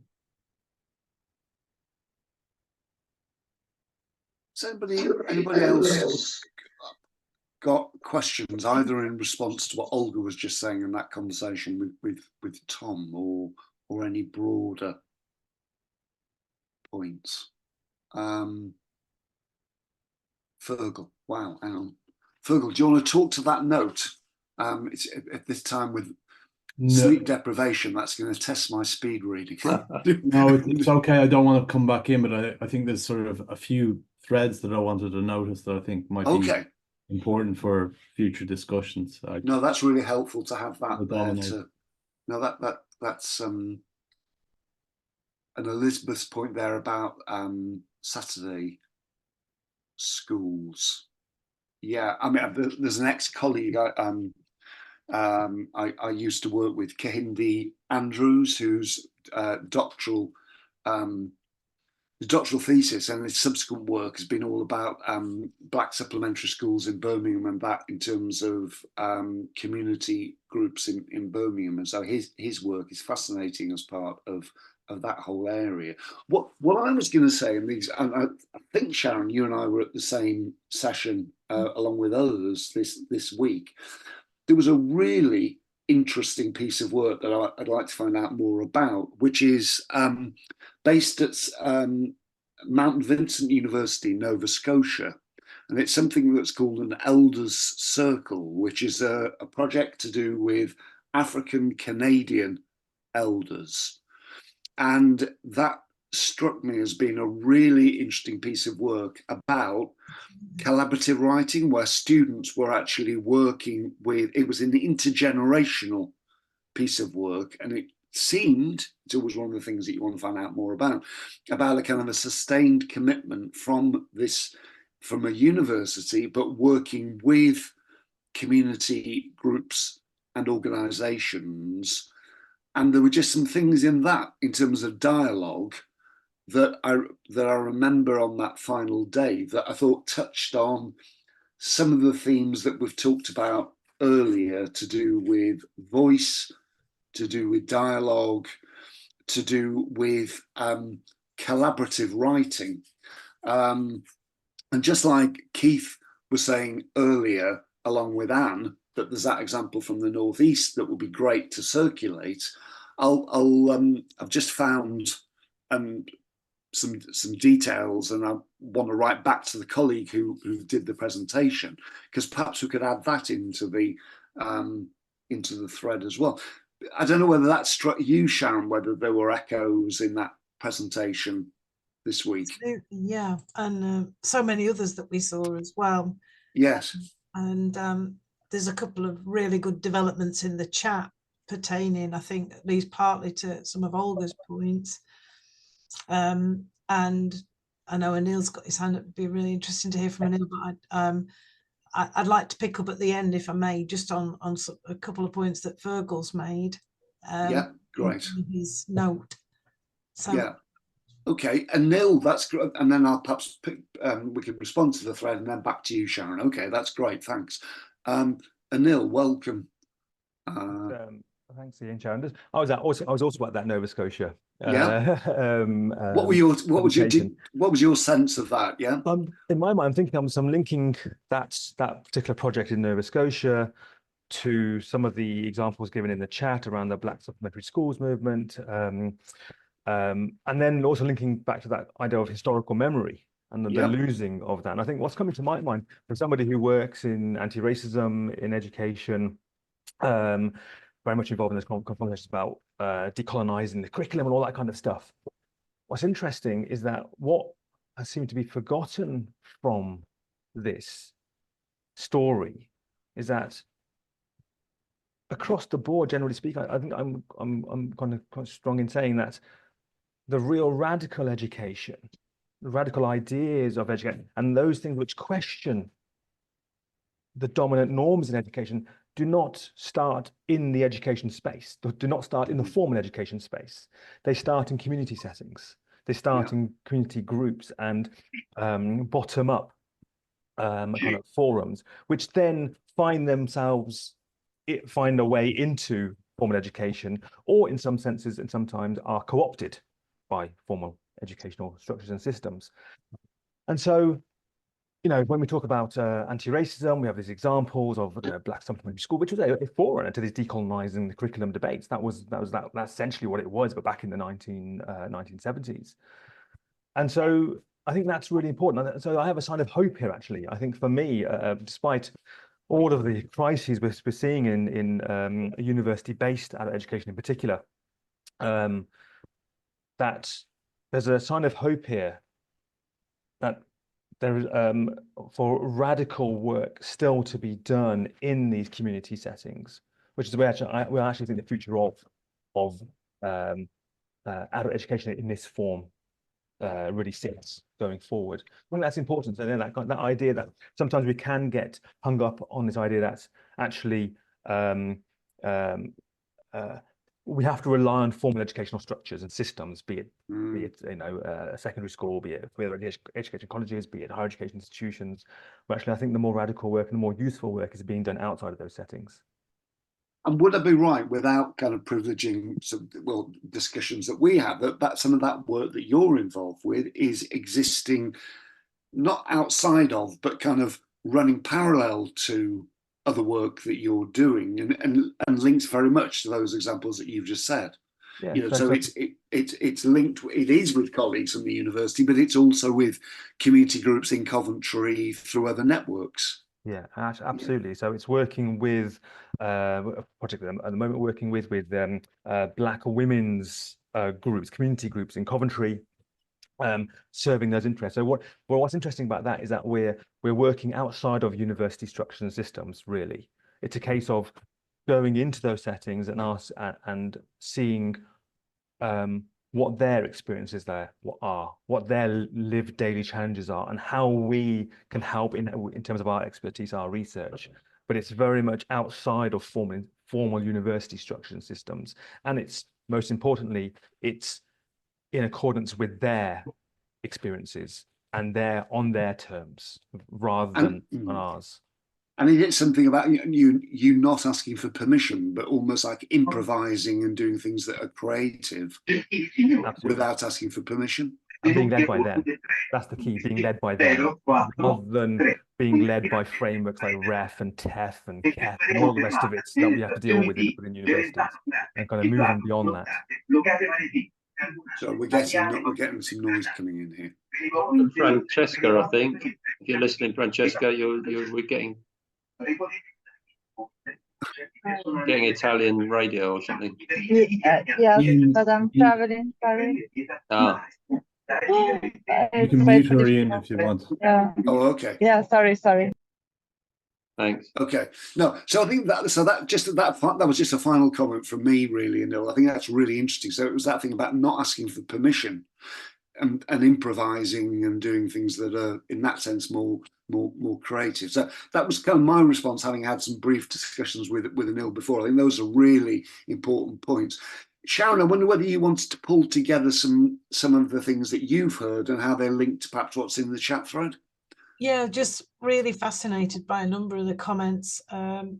Firstly, I think the idea of fugitive pedagogy, which I think is a brilliant term, which Olga's identified in the chat. Not one that I know. I don't know if it is a form of pedagogy, but it sounds like it should be if it isn't. And it connects, I think, in some ways to what Anil and others have just been talking about working outside university spaces. Because as Liz has just said, the idea of the work that we're doing, so much is circumscribed by this accountability culture. And we need to do far more work outside, seeking, perhaps not having to seek permission to do it. As Gail's just said, people have the power and permission. They do not realize it. So sometimes it's stating, you have it, do it, make it happen. I think that's really powerful. But I also just wanted to pick up, if I may, on Susan's points, which I thought were really powerful about memory and forgetting. And I think this is something that Liz and I were reflecting on in our conversation, certainly the conversations we've had together about the importance of stories And certainly something Ian and I have talked about is how easy it is to forget what has taken place. This is, for me, the power of the idea of being backwards travellers looking forwards, to use the overall title of this series of research circle events.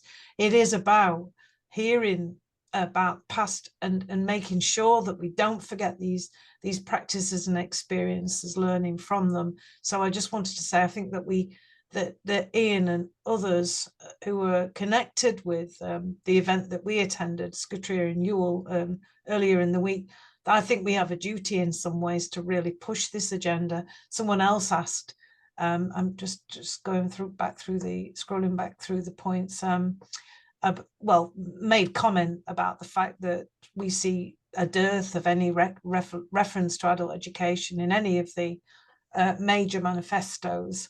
And I think we have a duty to really push for this point around emancipatory adult education, however we term it and define it. So I think some of us in a position where maybe at least push it through our own writing. And Tom's also just identified a link to a book on fugitive pedagogy. So many thanks for that. It's been a great pleasure. And I just wondered if it's also possible for us to pick up on a couple of points about Stuart Hall's writing, which I would certainly like to focus on for future sessions. So that was really all I wanted to say. No, and I noticed that both Tim and Fergal earlier said about actually looking at Stuart Hall's work, Stuart Hall and CLR James. I think that would be really interesting to think about how we could facilitate that and how we could organise that. And perhaps as a follow-up, we have the event scheduled for the 4th of October, but perhaps, Sharon, if this is a good one way of doing it, is to invite people on the call today and others to suggest who could perhaps facilitate that discussion on Stuart Hall. I think that would be really good, really interesting. And I think, Ian, it might just be worth saying that you and I have become increasingly interested in forgetting and memory institutionally and collectively, and also the importance of voice. And I think that's come up repeatedly today. Lived experience of voice. Absolutely. And I hope we're doing at least one small thing in the research circle, which is keeping these important issues alive and trying to debate them and discuss them across boundaries and countries and doing what we can to keep reflecting on that at least.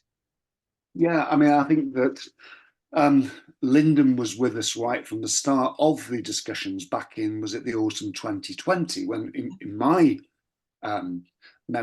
policy memory, and something that we called this week willful forgetting was something that we started to really talk about right from the start. And in our presentation that Sharon and I did as part of this workshop this week, we kind of interrelated personal loss, but also policy memory. And I think, again, today, we've actually teased out lots of these themes. And I think that, the emphasis at the beginning with Sharon in conversation with Liz was absolutely fascinating around imagination, around literature. And I think Tom's slides with that whole range of sources were great. I mean, what we've got is everybody's email addresses, and if this is just a good way of dealing with it, is if we circulate those back out to everybody as a follow-up. We've got these links in the thread. So, like, for example, the book that Tom has mentioned, and I think we can perhaps follow up and think about speakers, because I really like that idea of something around Stuart Hall and CLR James. Does anybody else want to say anything by way of conclusion? Any other thoughts? Lyndon, I don't know whether, as you were listening to us talking about memory in the start of the group, is there anything to say, or are you okay with what was said earlier?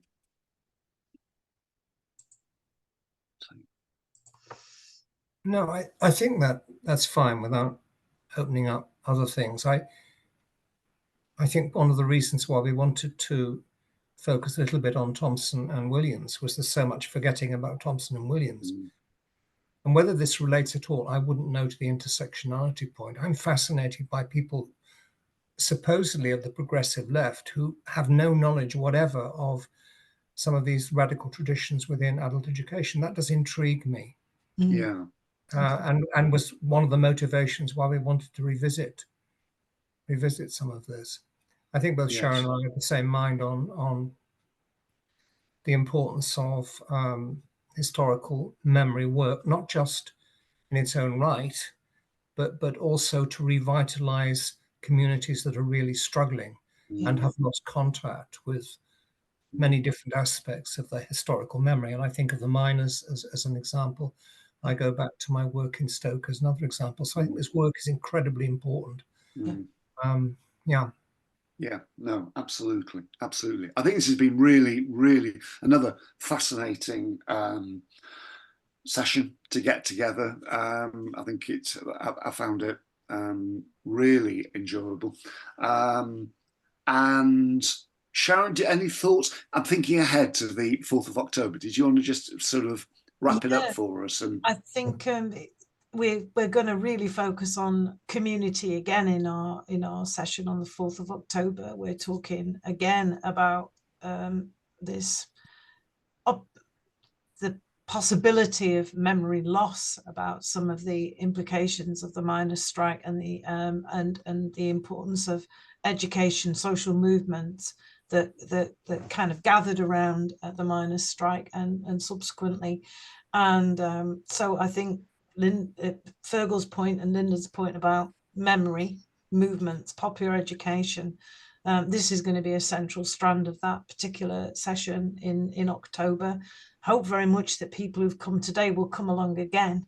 I think this has been incredibly fruitful today. And it's kind of girded my loins, I hope others as well, to think much more and write much more about memory, about lived experience, and about giving voice to voices that are perhaps not heard anywhere near enough at the moment. No, excellent. Well, thanks ever so much. It's been really good. Okay. Brilliant. And we will write up and be in touch. So probably now the middle of next week, but that's great. Good to see everybody. Yeah, okay. thank you. Thanks to Liz for a brilliant conversation. I'll be in touch, Tim. Okay.